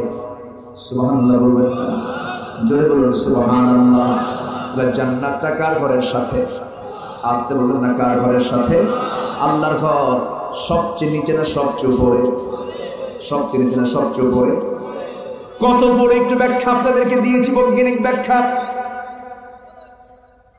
আসিয়া আলাইহিস সালাতু ওয়াস সালাম এই দোয়া যখন করলেন, সঙ্গে সঙ্গে দোয়া মঞ্জুর হয়ে গেল, দুনিয়া থেকে বিদায় নিয়ে গেলেন। আসিয়া আলাইহিস সালাতু ওয়াস সালাম গোটা দুনিয়ার সমস্ত নারীকুলকে জানায় দিলেন, গোটা দুনিয়ার সমস্ত ইমানদারকে জানিয়ে দিলেন, ও দুনিয়ার ইমানদারেরা, ইমানটাকে টিকে রাখার জন্য হাসতে হাসতে করাতের তলে এমন করে জীবন দিতে হয়। জোরে বলে সুবহানাল্লাহ। যুগে যুগে এই অত্যাচার ছিল। চারজন ইমাম পৃথিবীতে বিখ্যাত, ইমাম আযম আবু হানিফা রাহমাতুল্লাহ আলাইহি, মালিক রাহমাতুল্লাহ আলাইহি, সাইয়্যিদ আহমদ বিন হাম্বল, শাফি রাহমাতুল্লাহ আলাইহি। এই বড় বড় ইমামদের জীবনেও বড় বড় পরীক্ষা এসেছে। আবু হানিফা রাহমাতুল্লাহ আলাইহিকে মৃত্যুবরণ করতে হয়েছে জেলখানার ভিতরে। যখন তাকে জালিম বাদশা যখন তাকে গ্রেফতার করে নিয়ে চলে গেল, বলা হলো আমি তোমাকে চিফ জাস্টিস বানাবো, প্রধান বিচারপতির আসন তোমাকে দিয়ে দেব। আবু হানিফা, আমি যা বলবো তোমাকে তাই শুনতে হবে। আবু হানিফা বললেন, আমি দুনিয়ার কোন আইনকে আমি গ্রহণ করতে পারবো না, তোর মতো জালিম শাসকের অনুগত হয়ে আমি বিচার কার্য করতে পারবো না, আমার বিচারপতির পদের দরকার নাই। জেলখানায় আটকে রাখা হলো। জেলখানায় আটকে রেখে তাকে মারতে মারতে মারতে মারতে পিঠের চামড়া তুলে ফেলা হলো, পিঠ মোড়া দিয়ে বাঁধা হলো। শেষ পর্যন্ত তাকে কাবু করা গেল না। বৃদ্ধা মাকে ধরে এনে জেলখানার মধ্যে আটকে রেখে মার চোখের সামনে সন্তানকে পিটায়। মা কান্দে, সন্তানও কান্দে। মা মনে মনে চিন্তা করে, আহারে আমার সন্তানটার কষ্ট হচ্ছে। সন্তান মনে মনে চিন্তা করে, আহারে আমার আম্মার যেন না জানি কত কষ্ট হচ্ছে। এক পর্যায়ে আবু হানিফা রাহমাতুল্লাহ আলাইহি বলছেন, মা তোমার চোখে পানি কেন? তুমি কেন কাঁদো? কাঁদার কারণটা কি? মা সঙ্গে সঙ্গে বলছে, বাপরে তোর প্রতি অত্যাচার হচ্ছে, আমি এই জন্য কাঁদি না। আমার কান্না করার কারণ হলো তোর প্রতি যে অমানবিক নির্যাতনগুলো চলতেছে, না জানি তুই জালিম বাদশার তুই সমস্ত কথা যেন মেনে নেস, না জানি তুই মাথা নত করিস, না জানি তুই ইমানটা হারা হয়ে যাস। আমি তো এটা চাবো না। আমি চাবো তুই মার খেতে খেতে, নির্যাতন সইতে সইতে এক পর্যায়ে তুই দুনিয়া থেকে বিদায় নিয়ে নিবি। আর তুই দুনিয়া থেকে শহীদ হয়ে বিদায় হলে আমি শহীদের মা হওয়ার গৌরব অর্জন করে আল্লাহর সামনে হাজির হতে পারবো। জোরে করুন সুবহানাল্লাহ।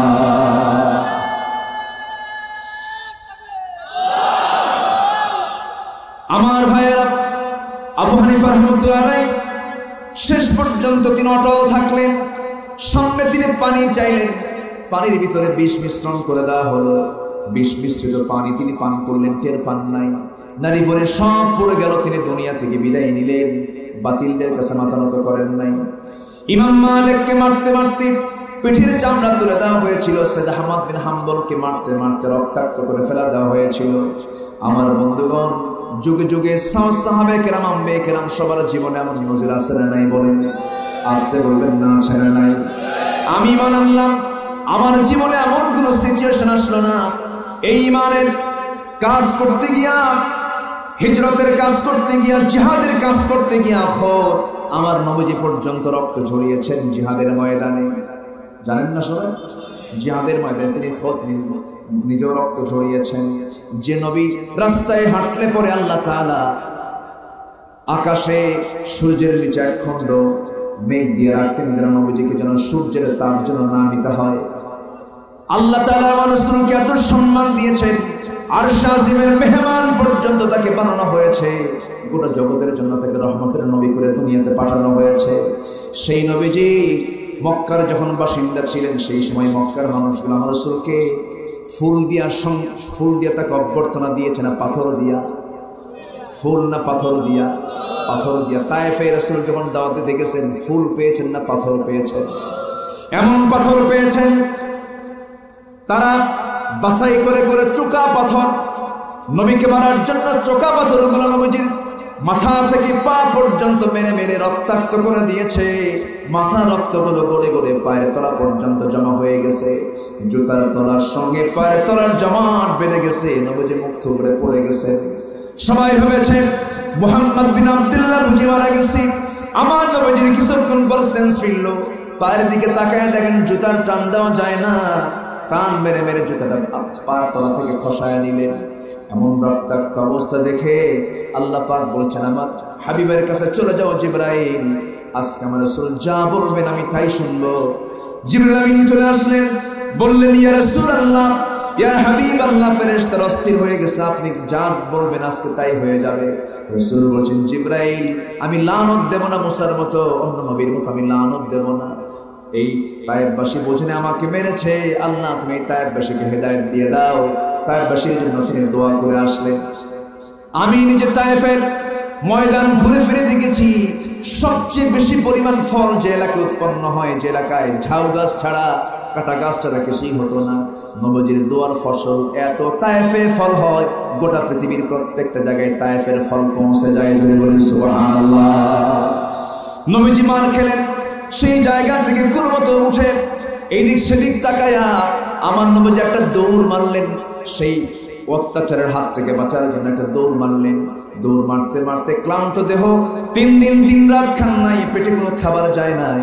সামনে একটা আঙ্গুর বাগান দেখলেন। আঙ্গুর বাগান দেখা মাত্রই সোজা আঙ্গুর বাগানের মধ্যে ঢুকে গেলেন। আঙ্গুর বাগানের একজন কেয়ারটেকার খ্রিস্টান যুবক রাসূলকে দেখে দৌড় মেরে এসে দেখে রাসূল চিত হয়ে পড়ে আছে। রাসূলকে দেখে মাত্রই মনে মনে তারা দয়া হলো, মায়া হলো। এত সুন্দর চেহারার মানুষ জীবনে তো কোনোদিন দেখি নাই। প্রত্যেক পয়গম্বরকে আল্লাহ পাক 2টা করে গুণ দিয়েছেন, সুন্দর চেহারা এবং সবচেয়ে বেশি শক্তি। জিসমি শক্তি দিয়েছেন, সুন্দর চেহারা দিয়েছেন, সুরত দিয়েছেন এবং শক্তি দিয়েছেন। আমার নবীজি এমন সুন্দর চেহারায় সে অস্থির হয়ে গেল। করলো কি, আঙ্গুর বাগান থেকে কয়েকটা আঙ্গুর পেরে নিয়ে হাতের মধ্যে চিপে চিপে মুঠি 1 গ্লাস আঙ্গুরের রস প্রস্তুত করে নবীর সামনে দিয়ে বলতেছে, যুবক এই যে আঙ্গুরের রস তোমাকে দিলাম, তুমি একটু পান করো। যে পরিমাণ রক্ত ঝরেছে তোমার দেহ থেকে, এই আঙ্গুরের রস না পান করলে তুমি মরেও যেতে পারো। নবী আঙ্গুরের রস হাতের মধ্যে নিয়ে নিলেন, মুস্কি একটা হাসি দিলেন, বিসমিল্লাহ বলে সেবন করলেন। বিসমিল্লাহ বলে সেবন করে মুখে তার একটু কথা বের হতে লাগলো। 3 দিনের না খাওয়া, 3 রাত তিনি খান নাই। মুস্কি একখান হাসি মেরে যুবকের দিকে তাকায় বলতেছে, যুবক তোমার নাম তো আদ্দাস তাই না? সঙ্গে সঙ্গে আদ্দাস আশ্চর্য হয়ে বলে, এই লোকটার সঙ্গে আমার কোনোদিন দেখা হলো না, কথা হলো না, আমাকে সে চিনল কেমনে? সঙ্গে সঙ্গে রাসূল বলছেন, আদ্দাস কি চিন্তা করো, তোমার গ্রামের বাড়ির নাম হলো নিনুয়া, নিনুয়াতে তোমার জন্ম। এবার যুবক বলে আমার নামটা বললেন, গ্রামের নামটা বললেন, আপনি আমাকে চিনলেন না, জানলেন না, এত কিছু জানেন কেমনে? এবার রাসূল মুস্কি মুস্কি হাসি মেরে বলছেন, ওই যে গ্রামে তোমার জন্ম, ওই গ্রামেই জন্ম নিয়েছেন আল্লাহর পয়গম্বর ইউনূস আলাইহিস সালাতু ওয়াস সালাম। আর আশ্চর্য হয়ে গেল, আমার গ্রামে জন্ম ইউনূস নবীর, এই সংবাদটা তোমাকে কে দিয়ে দিল? এবার নবী আবার মুস্কি মুস্কি হাসি মেরে বলছেন, ওরে আদ্দাস, একজন নবীর কাছে তো আরেকজন নবীর খবর থাকতেই পারে। সঙ্গে সঙ্গে আদ্দাস বুঝতে দেরি হলো না, 2টা হাত খ্রিস্টানি কায়দায় তার পার দিকে আগায় নিয়ে সেজদা দিয়ে তাকে ধন্য করবে। রাসূল সেজদা গ্রহণ করেন নাই কখনো। রাসূল তার সামনে কেউ দাঁড়ায় গেলে তাকে বসায় দিতেন। নবীজির কেউ খেদমত করতে চাইলে রাসূল তার উল্টা খেদমত করতেন। আম্মা জান আয়েশা বলেন, মাঝে মাঝে রাসূলকে আমি নিজের চোখে দেখেছি ঝাড়ু দিয়া তিনি তার নিজের ঘর ঝাড়ু দিয়েছেন, নিজের জামা নিজেই তিনি ধুয়ে দিয়েছেন, নিজের কাপড় তিনি নিজেই সেলাই করেছেন। জোরে বলে সুবহানাল্লাহ। আমার নবীজি সঙ্গে সঙ্গে যুবকের 2টা ঘাট ধরে শক্ত করে বুকের সঙ্গে বুক লাগায় দিয়ে বলছেন, ও আদ্দাস, এই মস্তক কারোর সামনে নয়, এই মস্তক একমাত্র সঁপিয়ে দিতে হবে কার সামনে? আসতে বলবেন না কার সামনে? এই কথা বলে বুকের সঙ্গে বুক লাগায় যখন দিলেন, আব্বাসের বুঝতে দিল না। আব্বাস বলছে, আপনি যে আল্লাহর নবী, কোনো সন্দেহ নাই, আপনি আমাকে পড়িয়ে দেন লা ইলাহা ইল্লাল্লাহ মুহাম্মাদুর রাসূলুল্লাহ। তায়েফে মার খেলেন, আবার মক্কায় চলে এলেন। মক্কার হাওয়া ভালো না, সাহাবায়ে কেরাম কি কিছু এক জায়গায় করে বললেন, জাফর বিন আবু তালিব, আমার চাচা ভাই, তুমি এখন মক্কায় থাকতে পারবে না, তোমার বউ বাচ্চা নিয়ে আরো কিছু সাহাবী নিয়ে তুমি আবিসিনিয়ার দিকে চলে যাও। প্রথম হিজরতকারী সাহাবী হচ্ছেন জাফর বিন আবু তালিব রাদিয়াল্লাহু তাআলা, তিনি আবিসিনিয়ায় পাঠিয়ে দিলেন। ওয়াল্লাযীনা আমানু ওয়া হাজারু, ঈমান যারা আনবে, হিজরত যারা করবে, নাম্বার 2 হলো হিজরত যারা করবে। হিজরত করে পাঠায়, তাদেরকে হিজরতের জন্য পাঠিয়ে দিলেন। আমার নবীজি মক্কার বাসিন্দা তখন থাকতে পারেন না। আমার নবীজির বিরুদ্ধে অ্যাকশন শুরু হয়ে গেল, সাহাবীর বিরুদ্ধে অ্যাকশন শুরু হয়ে গেল, হত্যা শুরু হলো, রক্তের পরিবেশ তৈরি করে ফেললো। যেখানে পায় সাহাবায়ে কেরামকে মারে, যেখানে পায় সাহাবায়ে কেরামকে মারে। গিফার গোত্র থেকে একজন সাহাবী আবু যর ইসলাম কবুল করেন নাই, মক্কায় এসেছেন রাসূলকে খুঁজে বের করার জন্য। তন্ন তন্ন করে খুঁজে রাসূলকে পাওয়া যাচ্ছে না, মক্কার আশপাশ দিয়ে ঘুরে। আমার নবীর গোয়েন্দা সাহাবী হযরত আলী বলছেন, ও যুবক, তুমি কাকে খুঁজতে চেষ্টা করছো? খপ করে ধরে বলছেন। সঙ্গে সঙ্গে যুবক বলে, মুহাম্মদ বিন আব্দুল্লাহর দরবার কোথায়? সাইয়েদনা আলী বলছেন, ওরে আবু যর, যা বলেছো বলেছো, এই কথাটা দ্বিতীয়বার মুখে আনতে যেও না। যদি তার একমাত্র কোনো ক্রমে যদি তোমার সংবাদটা জেনে যায়, তোমাকে মেরেও ফেলতে পারে। তুমি যদি মুহাম্মাদের সঙ্গে দেখা করতে চাও, আমি সামনে যাব, তুমি আমাকে পিছে পিছে ফলো করবে। যদি সামনে কোনো বিপদ লক্ষ্য করি, জুতা ঠিক করার ভান করে আমি বসে যাব, তুমি সামনের দিকে চলতেই থাকবে। কোনো ক্রমে কাফেরদেরকে টের পাওয়া দেওয়া যাবে না, কাফেররা যেন না টের পায়। এরকম করে করে নবীর সামনে যখন হাজির হয়ে গেছে, রাসূলের সুন্দর চেহারা দেখে আবু যর বলে ফেলছেন, এত সুন্দর চেহারার মানুষ তো আল্লাহর নবী ছাড়া কেউ হতে পারে না। কালিমা পড়ে মুসলমান হয়ে গেল আবু যর। রাসূল বললেন, শোনো আবু যর, ইসলাম তো কবুল করেছো, এই সংবাদ যেন মক্কা শহরের অলিগলিতে কেউ না জানে, জানলে তোমাকে মেরে ফেলবে। সোজা তুমি গিফার গোত্রে চলে যাও, তোমার গোত্রের মাঝে দাওয়াতি কাজ করো। আমার নবীর কথা তিনি শুনলেন, আমলে নিলেন। কিন্তু কাবার চত্বরের সামনে গিয়ে যখন দাঁড়ালেন, মনে মনে চিন্তা করলেন, হারে, এত বড় মহাসত্য কি আর আড়াল করে রাখা যায় নাকি? কাবার দরজার দিকে তাকায়া চিৎকার করে বলে ফেললেন, আশহাদু আল্লা ইলাহা ইল্লাল্লাহ ওয়াহদাহু লা শারীকা লাহ।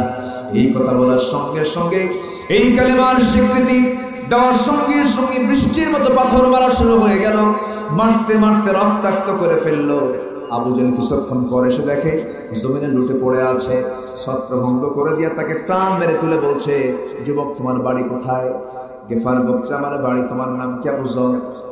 সঙ্গে সঙ্গে আবু জেহেল বলছে, খবরদার, তোমরা এই যুবকের গায়ে তোমরা হাত দিতে পারবে না। যদি অনাকাঙ্ক্ষিত ভাবে সে যদি মারা যায়, আমাদের বাণিজ্য, আমাদের ব্যবসা বন্ধ হয়ে যাবে। কারণ ওই দিক দিয়ে আমাদের বাণিজ্য কাফেরা চলে যায়।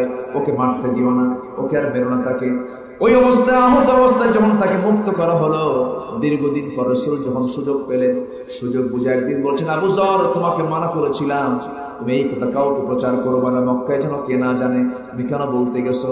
আবু যর বলছেন, ইয়া রাসূলুল্লাহ, আমার কাছে মনে হচ্ছিল আমার নবী হিজরতের পথে যখন সিদ্ধান্ত নিয়ে নিলেন, নবীজি ঘর থেকে বের হচ্ছেন, সেই বের হওয়ার সঙ্গে সঙ্গে একাকে বের হলেন ঘর থেকে। আলীকে ডাক দিয়ে বলছেন, আলী, ঘর থেকে বের হচ্ছি, হিসাব টিসাব তোমাকে বুঝাই দিলাম, আগামীকালকে সকালবেলা সবার কাছে তুমি সম্পদগুলো বুঝাই দিবা। আমার নবীজি সেই কথা বলে মদিনার উদ্দেশ্যে রওনা হলেন। মদিনায় চলে গেলেন। মদিনায় যাওয়ার পর সেই জায়গায় ইহুদিদের সাথে তিনি যোগ সাজস করে একটা চুক্তি করে সেই জায়গায় ছোট্ট একটা নগর রাষ্ট্র গড়ে তুললেন। ভালোই চলছিল, শিশু ইসলাম সামনের দিকে এগিয়ে যাচ্ছিল। কিন্তু আবু জেহেলের কোনো ঘুম নাই। আবু জেহেল মনে মনে চিন্তা করলো, না না, মুহাম্মদ সেখানে শক্তি সঞ্চয় করলো, আমরা সেখানে গিয়ে আমরা আক্রমণ করব, আমরা তাকে দুনিয়া থেকে বিদায় করে দেব। 1 বছরের মাথায় নবীজির কানেই যখন সংবাদ চলে গেল, প্রথমবার সেই সময় রোজা ফরজ হয়েছে। দ্বিতীয় হিজরতে যখন রোজা ফরজ হয়ে গেল, সাহাবীরা 16টা রোজা রেখেছেন। কয়টা বলেন? আসতে বলবেন না, কয়টা? 16টা রোজা রেখেছেন। মক্কা থেকে মদিনায় হিজরত করেছেন। কারো বউ ছাড়া, কারো ছেলে ছাড়া, কারো মেয়ে ছাড়া, কেউ সম্পদ ছেড়েছেন, ব্যবসা ছেড়েছেন, খেজুর বাগান ছেড়েছেন, বাড়ি ছেড়ে দিয়েছেন, সব কিছু ছেড়ে দিয়া নবীর সাথে মদিনায় চলে গেছেন। সাহাবীরা ফকিরের মতো হয়ে গেছেন। একজন সাহাবীর দিকে তাকিয়ে রাসূল একদিন কাঁদতে কাঁদতে অস্থির হয়ে যাচ্ছেন। সেই সাহাবীর নাম হচ্ছে আব্দুর রহমান ইবনে আউফ। রাসূল তাকে দেখে বলছেন, আব্দুর রহমান, কোটি কোটি টাকার ব্যবসা তোমার ছিল, সব ছেড়ে দিয়ে তুমি মদিনায় হিজরত করে আসছো, তোমাকে দেখে আমার চোখে পানি চলে আসছে, তোমার কি কষ্ট হচ্ছে না? আব্দুর রহমান ইবনে আউফ বলছেন, ইয়া রাসূলুল্লাহ, সব ছেড়ে দিয়েছে, কিন্তু আমি আমার আল্লাহ এবং রাসূলকে পেয়েছি। যেরকম সুবহানাল্লাহ। রাসূল বলছেন, ওরে আব্দুর রহমান ইবনে আউফ, সব ছেড়ে দিয়েছো ভালো কথা, তুমি কি জানো আবু জেহেল তোমার বিশাল বড় বাড়িটা দখল করে ফেলেছে? আব্দুর রহমান ইবনে আউফ বলছেন, ইয়া রাসূলুল্লাহ, আবু জেহেল দখল করেছে আমার বাড়ি, আর আমি দখল করেছি জান্নাতের বাড়ি। যেরকম সুবহানাল্লাহ, আর যেরকম সুবহানাল্লাহ। আমার নবীজি মদিনায় থাকলেন, এক বছরে রোজা যখন ফরজ হয়ে গেল, 16টা রোজা সাহাবায়ে কেরাম পালন করেছেন। এমন অবস্থায় নবীর এখানে সংবাদ চলে এলো, আবু জেহেল 1000 সৈন্য নিয়া, অস্ত্র নিয়া, অশ্বরোহী হয়ে সোজা তারা লোহিত সাগরের পাশ দিয়ে ঘেসে ঘেসে বদর নামক প্রান্তর পর্যন্ত চলে আসছে। আমার নবীর মদিনা থেকে সোজা 80 মাইল দূরে। ওই দিক থেকে কাফেররা চলে আসছে প্রায় 400 মাইল অতিক্রম করে। নবীর কাছে সংবাদ চলে গেল। রাসূল বলেন, সাহাবীরা রে, ও আমার সাহাবীরা, তোমরা কে কে আমার সঙ্গে যাইতে প্রস্তুত? সাহাবীরা বলছেন, লাব্বাইক ইয়া রাসূলুল্লাহ, বাড়ি ছাড়ছি, ঘর ছাড়ছি, সব কিছু ছাড়ছি, হিজরত করেছি। এখন আপনি যা অর্ডার করবেন সম্পূর্ণ অর্ডার আমরা মাথা পেতে মেনে নেব। কি বলতে চান আপনি বলুন। রাসূল বলছেন, সাহাবীরা, আবু জেহেল তার সমস্ত বাহিনী নিয়ে বদর নামক প্রান্তরে হাজিরা দিয়েছে, তোমরা কি করবে? সাহাবায়ে কেরামদের হাতে অস্ত্র নাই, তারা খেজুর গাছের ডালটা অস্ত্র বানায় নিলেন। বোথা অস্ত্রগুলো হাতের মধ্যে নিয়ে রাসূলকে বলছেন, ইয়া রাসূলুল্লাহ, রোজার মাস, রোজাটা রেখে আমরা যুদ্ধ করব। রাসূল বলছেন, না না, যুদ্ধের ময়দানে শক্তির দরকার আছে না নাই? আচ্ছা, তোমরা রোজা ভেঙে ফেলে দাও। কিছু কিছু সাহাবী রোজা রাখতেছেন। এবার রাসূল করলেন কি, সবার সামনে তিনি গ্লাসের মধ্যে তিনি পানি নিয়া, সবার সামনে দিনের বেলা রোজার মধ্যে তিনি 17তম রমজানে তিনি রোজার ফরজ রোজা ভেঙে ফেললেন। ফরজ রোজা ভাঙার সঙ্গে সঙ্গে সাহাবায়ে কেরাম ভেঙে ফেললেন, যুদ্ধের প্রস্তুতি নিয়ে নিলেন। এর মধ্যে ছোট্ট ছোট্ট বাচ্চারা অংশগ্রহণ করেছেন। যুদ্ধ শুরু হয়ে গেছে। সেই যুদ্ধের ময়দানে আমার নবীজি সবার পিছনে সবার আগে, আস্তে করে, সবার পিছনে সবার আগে সবচেয়ে বেশি জিহাদের ময়দানে ভূমিকা পালন করেছেন মুহাম্মদ সাল্লাল্লাহু আলাইহি ওয়াসাল্লাম। তবে বদর প্রান্তরে সবচেয়ে বেশি ভূমিকা পালন করেছেন সাইয়্যিদুশ শুহাদা আমির হামজা রাদিয়াল্লাহু তাআলা আনহু। তিনি একা 32 জন কাফেরকে বিদায় করে দিয়েছেন। আল্লাহু আকবার বলেন। আমির হামজা রাদিয়াল্লাহু তাআলা আনহু এমন শক্ত করে যুদ্ধ শুরু করে দিলেন, কাফেরদের ভিতরে ত্রাস সৃষ্টি হয়ে গেল। মুসলমানদের বিজয়টা যখন হয়ে গেল, বদর পাড়ি হয়ে গেল, মুসলমানরা বিজয় বেশে মদিনার দিকে রওনা করলেন। 14 জন সাহাবী শাহাদাত বরণ করলেন। 14 জনের 13 জন যুদ্ধের ময়দানে মারা গেছেন, শহীদ হয়ে গেছেন। নবীজি তাদেরকে বলেন, এই বদরের প্রান্তরে তাদেরকে তোমরা দাফন করে দাও। এখনো সেই কবর আছে না নাই বলেন? আসতে বলবেন, না আছে না নাই? আরেকজন সাহাবী রক্তাক্ত হয়েছিলেন। আমার নবীজি বললেন সাহাবীকে, আমাদের সঙ্গে করে নিয়ে চলো, আমরা মদিনার দিকে চলে যাই। মদিনার পথে আসার মাঝে মাস পথে তিনি মারা গেলেন। নবীজি কাঁদতে কাঁদতে বলছেন, সাহাবীরা, আমার এই ক্ষত বিক্ষত রক্তাক্ত সাহাবী শাহাদাত বরণ করেছে, আমরা লাশ মদিনার দিকে নেব না। ওই যে 2 পাহাড় আছে, 2 পাহাড়ের চেয়ে তোমরা কবরটা খনন করো, জানাজা দিয়া আমরা তার দাফনটা এখানে সম্পূর্ণ করে দেব। আমার নবীজি মদিনায় ফিরে আসলেন। 1 বছর যেতে না যেতেই আবার আবু জেহেল মারা গেছে, উতবা মারা গেছে, সাইবা মারা গেছে। এই সমস্ত বড় বড় কাট্টা কাফের যখন মারা গেল, তাদের সন্তানরা তাদের পিতৃ হত্যার প্রতিশোধ নেবার জন্য মক্কার প্রান্তর থেকে আবার রওনা করলে। এবার 3000 সৈন্য নিয়ে নবীর এখানে সংবাদ চলে গেল। রাসূল বলেন, সাহাবীরা, ওরা তো রওনা দিয়েছে, বদর উহুদ প্রান্তর পর্যন্ত চলে আসছে। এর আগে ছিল মদিনা থেকে 80 মাইল দূরে, এবার হলো মদিনা থেকে মাত্র 3 মাইল দূরে। মদিনা থেকে কয় মাইল দূরে? 3 মাইল দূরে। উহুদের প্রান্তরে যখন তারা প্রস্তুতি নিয়ে নিচ্ছিল, আমার নবীজি বলছেন, সাহাবীরা কে কে আছো? 1000 সৈন্য জড়ো করলেন। মাঝপথে এসে মুনাফিকরা বলল, ওদের সৈন্য সংখ্যা 3000, আমাদের 1000, আমরা যাব না। সঙ্গে সঙ্গে রাসূল বলেন, মুনাফিকরা সব চিহ্নিত হয়ে যাও, সব তোমরা বের হয়ে যাও। যে মুনাফিকরা নবীর পিছনে নামাজ পড়েছে, নবীর কাছে তারা বায়াত নিয়েছে, সব কিছু করেছে, মুনাফিকদেরকে চেনার জন্য নামাজে চেনা গেল না, কিন্তু জায়গা মতো জিহাদে চেনা গেছে। ঠিক কিনা?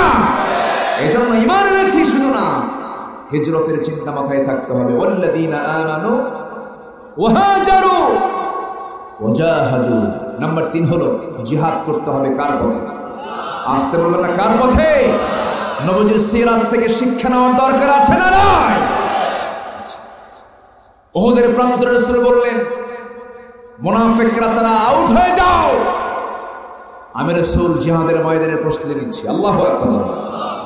রোজার কি বলে, বদর যুদ্ধের ঠিক 1 বছর পরে উহুদ প্রান্তরে আমার নবীজি দাঁড়িয়ে থাকলেন। সাহাবায়ে কেরামকে জায়গাগুলো নির্ধারণ করে দিলেন। 50 জন এক্সট্রা করে সাহাবী নিয়ে বললেন, তোমরা এই জায়গাটা পাহারা দিবা, কোন শত্রু যেন এই চিকন পথ আক্রমণ না করতে পারে। সবাইকে দাঁড় করে দিলেন।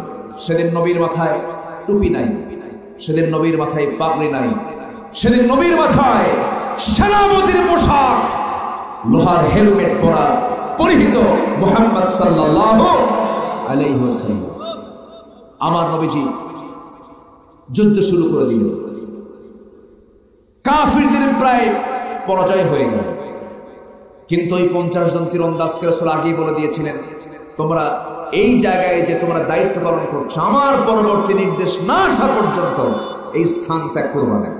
কিন্তু তা না করে যুদ্ধের সমাপ্তি হয়েছে মনে করে 50 জন সাহাবী স্থানটা থেকে বের হয়ে আসছেন। ইতিমধ্যে ওই চিকন পথ দিয়ে কাফিরদের একটা গ্রুপ আক্রমণ করে বসেছে রাসূলকে সরাসরি।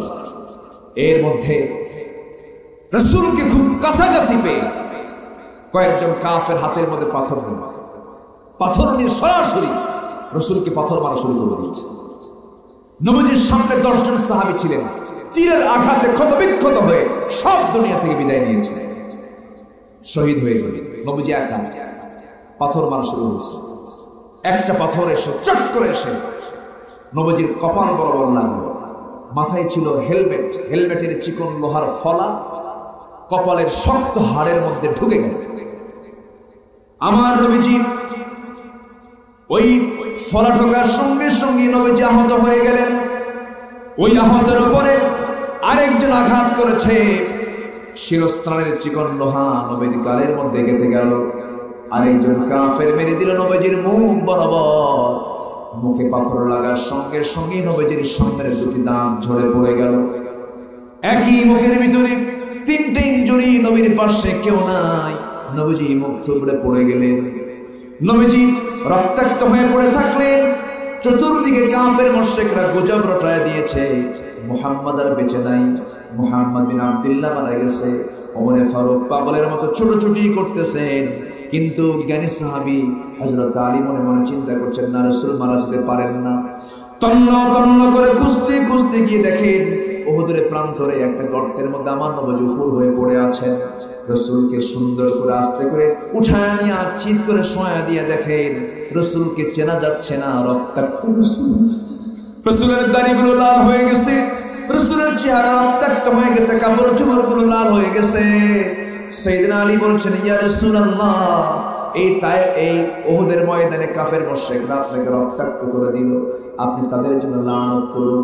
রাসূল বলছেন, ওরে আলী, লানত করব না, তবে একটা কথা জেনে রেখে দিও আলী, আমার রক্ত যখন এই জমিনে পড়েছে, এই জমিনেই দেখতে পাবে আল্লাহর দ্বীন কায়েম হয়ে গেছে।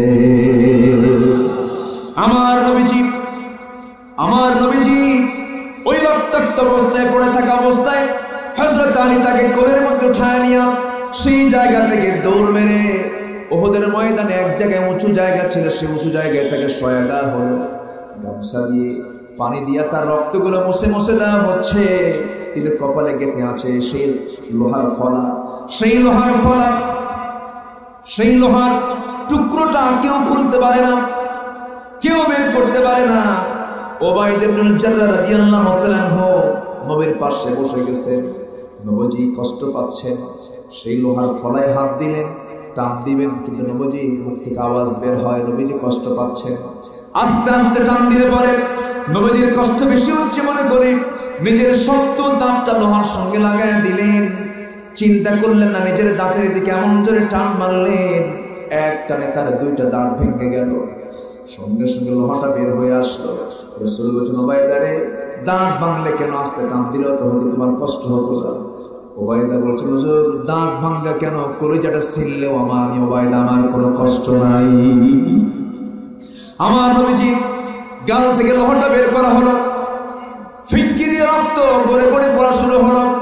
ওবায়দা মনে মনে চিন্তা করলেন, এই রক্তগুলো জমিনে ফেলবো কোথায়? নবীজির রক্ত জমিনে পড়বে, এটা কেমন হয়? অঞ্জলি ধরে সে রক্তগুলো হাতের মধ্যে উঠায় নিলেন। উঠায় নিয়ে কোথায় রাখবেন মনে করে রাসূলকে না দেখাইয়া তিনি পান করা শুরু করে দিলেন। রাসূল পরক্ষণে দেখে বলছেন, ওবায়দা তুমি রক্তগুলো কি করে পান করছো কেন? হুজুর রক্তগুলো কোথায় ফেলবো? আমি ফেলার কোনো জায়গা পাই নাই, সেই জন্য আমি পান করে নিচ্ছি। রাসূল দারুণ খুশি হয়ে বলছেন, সাহাবীরা দেখ, কেউ যদি জান্নাতি মানুষকে দেখতে চাস ওবায়দার দিকে তাকায় দেখ, কারণ আমার রক্ত যে দেহে প্রবেশ করেছে সেই দেহ কখনো আল্লাহর জাহান্নামে যাবে না। জোরে বলেন সুবহানাল্লাহ, আরো জোরে বলেন সুবহানাল্লাহ। আমার নবীর দাম সবচেয়ে কম না বেশি? আমার নবীর দাম সবচেয়ে কম না বেশি?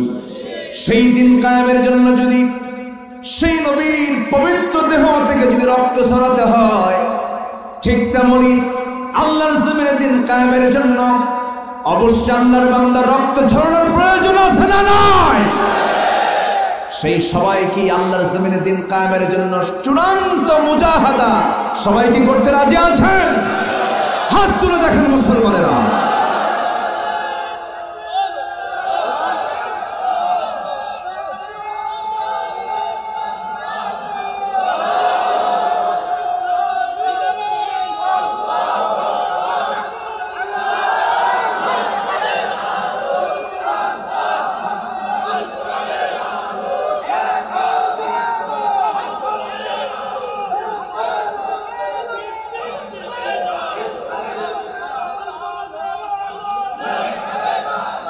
আল্লাহ তুমি সবার হাতকে কবুল করো, জোরে বলে আমিন, আরো জোরে আমিন। কষ্ট পাচ্ছেন? আলোচনা চালাই, জোরে বলে ইনশাআল্লাহ। ঘড়ির কাঁটা কিন্তু 12টা। কোনো আপত্তি, কোনো অসুবিধা? কি করবো বলেন? আপনি এখন চলুন, আরেকটু জি জোরে বলি ইনশাআল্লাহ, আরো জোরে বলি ইনশাআল্লাহ। তাহলে আমরা কাজ শিখে নিলাম 3টা। 1 নম্বর হলো ঈমান আনা। কি আনা? কি আনতে হবে? মুসলমানই কিন্তু ঈমান আনতে হবে। ইয়া আইয়ুহাল্লাযীনা আমানু আমিনু, ঈমানদার কি ঈমান আনতে বলেছেন কে? এরপরে ওয়াহাজারু, যারা হিজরত করবে। হিজরত মানে হলো শুধু দেশ ত্যাগ নয়।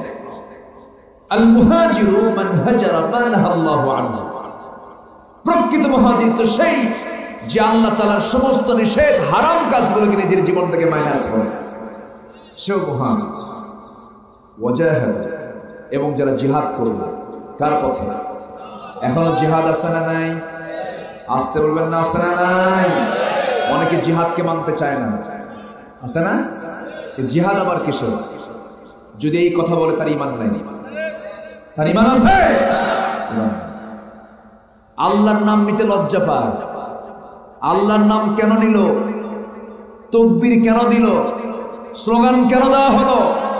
ওকে বয়কট করো, এই জাতীয় কথা যারা বলে তাদের ঈমান নাই। ঈমান নাই তার। আমার জন্ম যখন হয়েছে আমার কানে আওয়াজ দেওয়া হয়েছে, কি বলে? আরো জোরে। আমি যখন নামাজে দাঁড়াই তখন আমার বলতে হয় কি?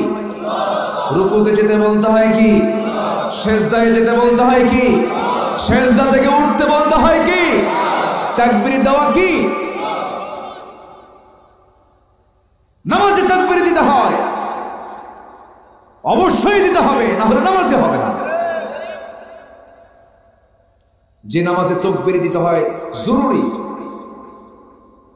অবশ্যই দিতে হবে তাকবীর, তাকবীরে তাহরিমা।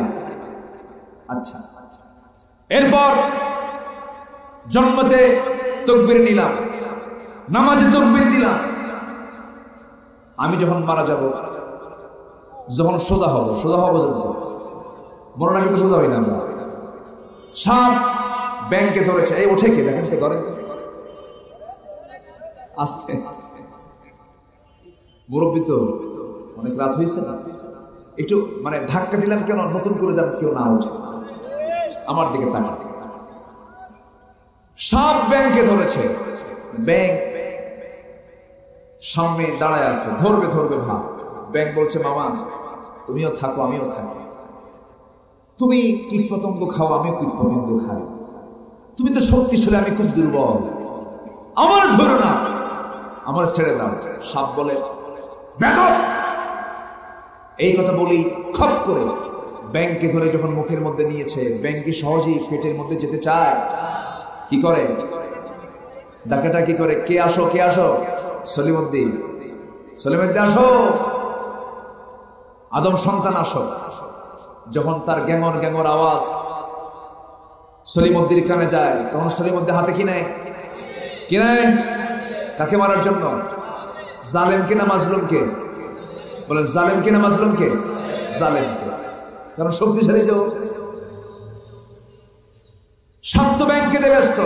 পেছন থেকে সলিমুদ্দির একটা বাড়ি যখন তার গ্রীবায় পড়ে, ঘাড়ে যখন পড়ে, সঙ্গে সঙ্গে ব্যাংকটা লাফ মেরে সামনের দিকে পড়ে গেছে, সামনের দিকে লাফ মেরে দাঁড়ায় সাপের এই চিত্র দেখে বলতেছে মামা ঠিক তো হইতে কইছিলাম, মামা ঠিক তো হইলেই, কিন্তু মরার পরে সোজা হব না, মরার আগে আমরা সোজা হব।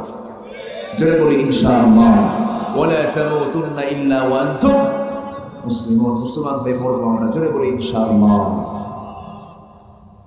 যখন আমরা শহীদ হয়ে যাই, মরে যাই, জানাজার প্রান্তরে যখন হাজির করা হয়, তখন ইমাম সাহেব কি বলেন? আরো জোরে। দ্বিতীয় তাকবীরে কি বলে? আরো জোরে। তৃতীয়বার কি বলে? চতুর্থবার কি বলে? আল্লাহু আকবার। তাহলে জন্মে আল্লাহু আকবার, নামাজে আল্লাহু আকবার, মৃত্যুর পরে আল্লাহু আকবার, সমাজে আল্লাহু আকবার বলতে তোমার কোথায় কষ্ট হয়? অতএব যারা নারায়ে তাকবীরের স্লোগান দিতে আপত্তি জানায়, আমি আমার ভাষায় বলতে চাই, ওদের জানাজা না দিয়া কুকুর বিড়ালের মতো বিদায় করা দরকার, ঠিক কিনা? তোমারে বানাইছে যিনি, তার নাম নিতে লজ্জা করো, থাপড়ে সোজা করা দরকার। আল্লাহ তুমি সবাইকে বুঝ দাও, সবার যেই দল করতে গিয়ে আল্লাহর নাম নেওয়া যাবে না, যে স্লোগান, যে দলে আল্লাহর নামের স্লোগান নাই, সেই দল করাই হারাম, ঠিক কিনা? কষ্ট হচ্ছে, কেউ তো স্লোগান দেন না, দেন স্লোগান।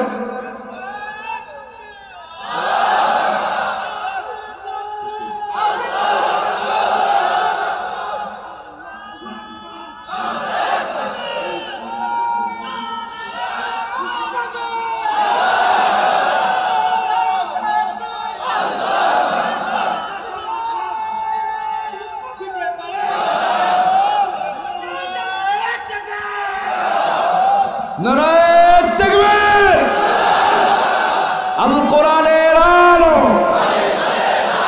কোরআন হাদিস যেখানে,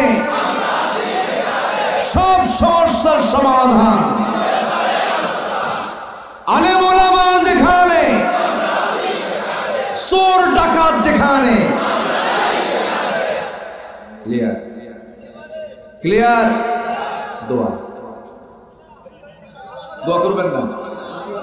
সবাইকে ফজর নামাজ পড়বেন?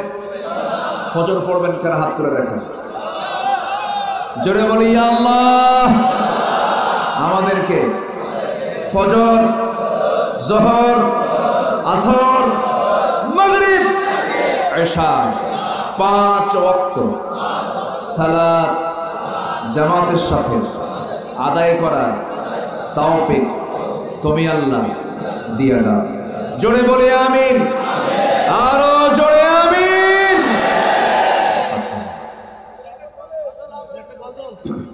গজল আবার এই ওয়াজের শেষে আবার শুনবেন? বাড়ি যাবেন না? বাড়িও যাবেন না? তো থাকেন, আমি যাই। খুব ভালো। হ্যাঁ, ফজর নামাজ। বসেন। এই কই যান? বসেন। আল্লাহু আকবার। চুয়াডাঙ্গা তো খুব ভালো মানুষ আপনারা, বলি আলহামদুলিল্লাহ। আপনাদের সামনে আমার ওয়াজ করতে খুব ভয় লাগে। কিসের জন্য জানেন? আপনাদের ভাষা আমার চেয়ে সুন্দর। আলহামদুলিল্লাহ। এই যে মিঠু ভাই যখন কথা বলে মনে হয় এত সুন্দর ভাষা হয়, এত সুন্দর একটা টান মারেন আপনারা, সেই টান মারলে মনে হয় কি দয়া মায়া। আলহামদুলিল্লাহ। নোয়াখালীর টান তো আরো সুন্দর, তাই না? ভাষার রাজা হচ্ছেন আপনারা। আমার নবীজি ছিলেন আরবি ভাষীদের মধ্যে সবচাইতে শুদ্ধ ভাষায় কথা বলেন একজন মানুষ। রাসূলের মুখে কখনো আঞ্চলিক একটা শব্দ নবীর মুখ থেকে বের হয়নি। নাহনু আফসাহুল আরব। রাসূল বলতেন, আমি হলাম আরবের সবচেয়ে শুদ্ধ ভাষী মানুষ। আপনিও বুক উঁচু করে বলতে পারবেন, আমি হলাম বাংলা ভাষার ভিতরে সবচেয়ে শুদ্ধ বাংলা ভাষী একজন মানুষ। আমি বলতে পারবো, আপনি বলতে পারবেন, কারণ মার পেট থেকে আপনি শুদ্ধ ভাষা নিয়ে এসেছেন। বলি আলহামদুলিল্লাহ। এটাই হচ্ছে মেহেরপুর, চুয়াডাঙ্গা। কুষ্টিয়া তো সমস্যা আছে, আছে না? কুষ্টিয়ার মধ্যে পাবনা ঢোকে না, কেদা কি বাসা এরকম আছে না নাই? বলেন বা খাইছে এরকম আছে না নাই? ওই পাংশা রাজবাড়ি ওইদিকে পদ্মার পাড়ের সাথে পাবনার একটু প্যাঁচ লাগছে, আছে না নাই? কিন্তু এইদিকে কোনো প্যাঁচ লাগে না, এইদিকে একদম সম্পূর্ণ একদম সহি বইয়ের ভাষা। আলহামদুলিল্লাহ, খুব সুন্দর। যাক, আর দেরি না, নামাজের দিকে তাকিয়ে ইসলামী গজল শুনবেন আপনারা? আমি পারি, তাই? আচ্ছা, কি শোনাবো বলেন তো? হ্যাঁ, ধৈর্য ধারণ করার শক্তি দাও গো মেহেরবান আমায়, দাও গো মেহেরবান। বুকের ভিতর ব্যথার নদী বইছে অবিরাম, বইছে বইছে অবিরাম। আধার আমার আলো দিয়ে কানায় কানায় দাও ভরিয়ে, আধার আমার আলো দিয়ে কানায় কানায় দাও ভরিয়ে। অন্তর জোড়ে দাও গো প্রভু, অন্তর জোড়ে দাও গো প্রভু ভোরের পাখির গান। বুকের ভেতর ব্যথার নদী বইছে অবিরাম, বইছে বইছে অবিরাম। ফাগুন কেড়ে দেয়া চতর আষাঢ় করে দাও, গাছে গাছালির শীতল ছায়ায় জীবন ভরে দাও আমার, জীবন ভরে দাও। আমার ধুধু মরুর দেশে দাও গো জোয়ার ভাটার শেষে, আমার ধুধু মরুর দেশে দাও গো জোয়ার ভাটার শেষে। পারাবারের বাউরি বাতাস, পারাবারের বাউরি বাতাস আমায় করো দান। বুকের ভেতর ব্যথার নদী বইছে অবিরাম, বইছে বইছে অবিরাম। ধৈর্য ধারণ করার শক্তি দাও গো মেহেরবান আমায়, দাও গো মেহেরবান।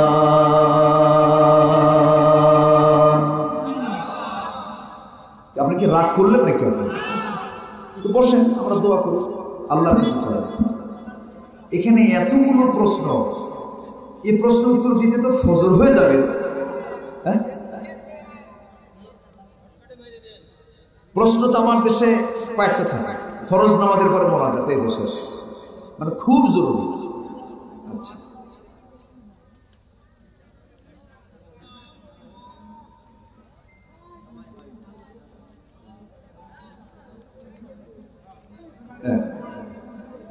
সব প্রশ্ন কমন, মানে যে প্রশ্নগুলো কমন থাকে ওই প্রশ্নগুলো থাকার দরকার। আসেন। আচ্ছা, কে এটা? আচ্ছা, একজন ভাই তার মার জন্য দোয়া চেয়েছেন। তার মা 8 দিন আগে ইন্তেকাল করেছে। আমরা সবাই সবার জন্য দোয়া করি। আল্লাহ তুমি সবার সকল চাওয়াকে তুমি আল্লাহ পাওয়া করে দাও। জোরে বলি আল্লাহুম্মা আমিন। আমার আগের মেহমান ছিলেন আমার ইব্রাহিম ভাই, আপনি এখনো আছেন? আলহামদুলিল্লাহ, অনেক সুন্দর আলোচনা করেছেন। আল্লাহ তুমি তার সুন্দর আলোচনা আমাদের জীবনে বাস্তবায়ন করার তৌফিক দিও। আমাদের চেয়ারম্যান মহোদয় দোয়ার আগ দিয়ে জাস্ট উনি একটু সালাম দিবেন। আমরা সালাম শুনে জাস্ট সৌজন্য হালকা তিনি কথা বলবেন, এরপর আমরা দোয়ার দিকে যাব। একটু বসবেন না আপনারা? দোয়ার জন্য একটু বসবেন না? আপনার দোয়ার প্রয়োজন আছে কিনা জানি না, কিন্তু আমার দোয়া লাগবে ভাই। একটু বসেন, আব্বা আম্মার জন্য দোয়া করবো সবাইকে নিয়ে, কেউ উঠবেন না। একটু বসুন 10টা মিনিট, 10টা মিনিট আমরা একটু ধৈর্য ধরি। জি মাশাআল্লাহ, আমরা সবাই বলছি সুবহানাকাল্লাহুম্মা ওয়া বিহামদিকা ওয়া বিহামদিকা আশহাদু আল লা ইলাহা ইল্লা আনতা আস্তাগফিরুকা ওয়া আতুবু ইলাইকা। চিৎকার মেরে বলি আল্লাহ, আমার জীবনে সাগীরা কবীরা, ছোট বড় সব গুনাহ তুমি আল্লাহ মাফ করে দাও। জোরে বলুন ইয়া রাব্বাল আলামিন, ইয়া রাব্বাল আলামিন। সবাই নামাজের মতো করে বসে। আমি সবার কাছে দোয়া চাই, সবাইকে আমার জন্য দোয়া করবেন, করবেন দোয়া। আমিও দোয়া করি, আল্লাহ তুমি আমাদের এই সম্পর্ক হাসর পর্যন্ত গড়িয়ে দাও। জোরে বলি আল্লাহুম্মা আমিন। যে আশাবাদ কামনা করছি আমার মিঠু ভাইয়ের জন্য, আমি দোয়া চাচ্ছি সবার কাছে। আমার মিঠু ভাইকে তুমি আল্লাহ কবুল করে নাও। চেয়ারম্যান মহোদয়ের জন্য দোয়া চাই, আল্লাহ তুমি তাকে দ্বীনের জন্য কবুল করে নাও। সবার জন্য মেম্বার সাহেব, কিন্তু মানে এখানে তো চেয়ারম্যান মনে হচ্ছে মেম্বার সাহেব, তাই না? আমি এটা খাইতে না বলছি, জি মুরব্বী উনি বেশি মুরব্বী, তাই না? তো ঠিক আছে, আমরা আল্লাহর কাছে চাবো আল্লাহ যেন আমাদের সকলের জিন্দেগির গুনাহগুলোকে মাফ করে দেন। তো এখানে মাননীয় এমপি মহোদয় তিনি সালাম জানিয়েছেন এবং তিনি দোয়া চেয়েছেন, তার জন্য আমরা দোয়া করি। আল্লাহ তুমি তার নেক মাকসুদকে তুমি আল্লাহ কবুল করো। আসুন আমরা আল্লাহর কাছে চাবো। আল্লাহুম্মা আমিন। রব্বানা যালামনা আনফুসানা ওয়া ইন লাম তাগফির লানা ওয়া তারহামনা লানাকুনান্না মিনাল খাসিরিন। রব্বানা লা তুযিগ কুলুবানা বা'দা ইদ হাদাইতানা ওয়া হাব লানা মিন লাদুনকা রাহমাতান ইন্নাকা আনতাল ওয়াহ্হাব। গভীর রাত, নিঝুম রাত, ঝিমানো রাত্রিতে হাজার হাজার মুসলমান নরনারীকে নিয়ে তোমার কালাম থেকে যৎকিঞ্চিত কিছু কথা বলেছি, গুনার বোঝা মাথায় নিয়ে কাঙ্গাল ভিখারির মতো দুটো হাত পেতে আছে। আল্লাহ গুনার দিকে নজর দিও না, বান্দা মনে করে তামাম জীবনের গুনাহগুলোকে মাফ করে দাও। জনম দুঃখিনী মা, প্রসব বেদনা সহ্যকারিণী মা যারা চলে গেলেন, জিন্দেগির গুনাহগুলো মাফ করে দাও, কবরগুলোকে জান্নাতের টুকরা বানায় দাও। অনেক আলোচনা শেষ করে বাড়ি ফিরব, বউকে দেখবো, ছেলে মেয়েকে দেখবো, ভাই বোনকে দেখবো, কিন্তু মার ঘরের দিকে উকি মেরে দেখবো ঘর আছে কিন্তু ঘরের মালিকটা নাই। মা চলে গেছেন কবরে, বাবা কবরস্থ হয়েছে। দুনিয়ার সব খবর জানা যায়, দেখা যায়, শোনা যায়, কিন্তু ঘরের কোণে কবরে শুয়ে আছে মা, সেই খবর পৃথিবীর কোনো মানুষের কাছে জানা নাই। সে আব্বা আম্মা যারা চলে গেল, জিন্দেগির গুনাহগুলো মাফ করে দাও, কবরগুলোকে জান্নাতের টুকরা বানায়া দাও। আল্লাহ তাআলা আব্বা আম্মার জন্য কি দোয়া করতে হয় তাও শিখিয়ে দিয়েছো। চক্ষু বন্ধ করুন, হাত একটু উঁচু করুন, আল্লাহর শেখানো দোয়া করে কণ্ঠে যত আওয়াজ আছে চিৎকার মেরে আমার সঙ্গে ঠোঁট মিলিয়ে মিলিয়ে আওয়াজ দিয়ে সবাই বলুন রব্বিরহামহুমা কামা রব্বায়ানি صغيرا رب ارحمهما كما ربياني صغيرا رب ارحمهما كما ربياني صغيرا والله বিশেষ করে এই মাহফিলের আয়োজন যারা করলেন, শোনার জন্য দূর দূরান্ত থেকে যারা আসলেন, বিনিময়ে কিয়ামতের কঠিন ময়দান যেদিন কেউ কাউকে চিনবে না, এমনকি মা সন্তানকে পর্যন্ত স্বীকার করে বসবে, যেদিন মানুষ কাঁদতে কাঁদতে চোখের পানিগুলো ফুলে যাবে, চোখ থেকে রক্ত বের হওয়া শুরু হয়ে যাবে, সেই কঠিন মুসিবতের দিন ওয়াল্লাহি মাহফিল সবার জন্য নাজাতের মাধ্যম বানায় দিও আল্লাহ। আল্লাহ তাআলা গোয়ালমারির প্রত্যেকটা ঘরকে তুমি ইসমের দুর্গ বানায় দাও, ঘরে ঘরে আয়েশা সুমাইয়া খাদিজার মতো মা পয়দা করে দাও আল্লাহ তাআলা, ঘরে ঘরে আব্দুল্লাহ বিন রাওহার মতো, জাফরের মতো এই সমস্ত মারদে মুজাহিদ তুমি আল্লাহ ঘরে ঘরে পয়দা করে দাও আল্লাহ তাআলা। চেয়ারম্যান মহোদয়ের জন্য দোয়া করে তুমি তার খেদমতকে কবুল করে নাও, মিঠু ভাইকে তুমি আল্লাহ কবুল করে নাও, গোলাম রাব্বি তুমি তাকে কবুল করে নাও। সবার নাম তো আমার জানা নাই, যার যা চাওয়া তুমি আল্লাহ পাওয়া করে দাও।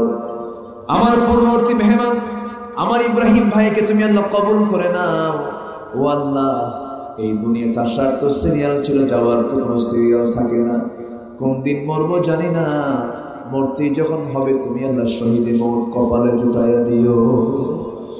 ও আল্লাহ, চোখের সামনে দেখতে পেলাম কত বন্ধুর মৃত্যু, দাদা গেছে, দাদি গেছে, নানা গেছে, নানি গেছে, আমি একদিন চলে যাব। ও আল্লাহ, এত বাস্তব একটা বিষয় মৃত্যু, মেহেরবানি করে ডান হাতে আমলনামা না আসা পর্যন্ত আমাদের মরণ দিবা না। আল্লাহ তাআলা পৃথিবীর মুসলমানদের উপরে তোমার খাস রহমত নাযিল করো, মুসলিম উম্মার জন্য ওমরের মতো একটা নেতা তুমি আল্লাহ পাঠায় দাও। ও আল্লাহ, কোন দিন দুনিয়া থেকে বিদায় হব জানি না, আল্লাহ তাআলা মেহেরবানি করে তোমার পছন্দের বান্দার কাতারে আমাদের নামটা একটু লিখিত করে দিও আল্লাহ, লিপিবদ্ধ করে দিও আল্লাহ।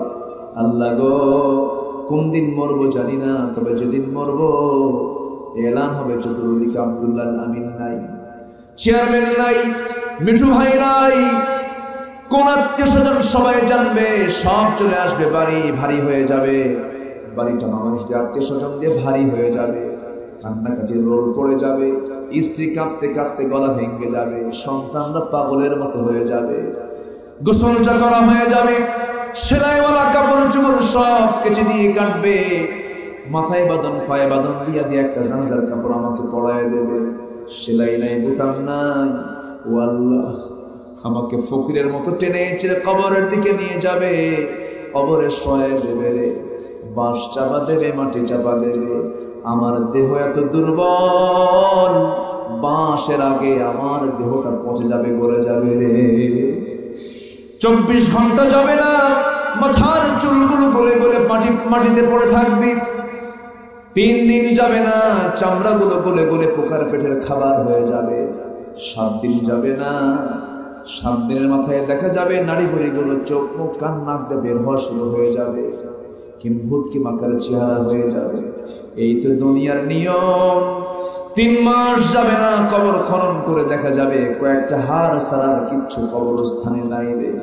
আল্লাহ গো, দিন শেষে বুঝে নিচ্ছি আল্লাহ, তুমি ছাড়া কোনো বন্ধু আমার নাই, তুমি ছাড়া কোনো আপনজন বলতে আমার কেউ নাই। সে অন্তিম মুহূর্ত, অন্তিম সময় যখন চলে আসবে, জবানে জারি করে দিও কারো জয় কালিমা তাইয়্যিবা লা ইলাহা ইল্লাল্লাহ মুহাম্মাদুর রাসূলুল্লাহ। আসসালামু আলাইকুম ওয়া রাহমাতুল্লাহ।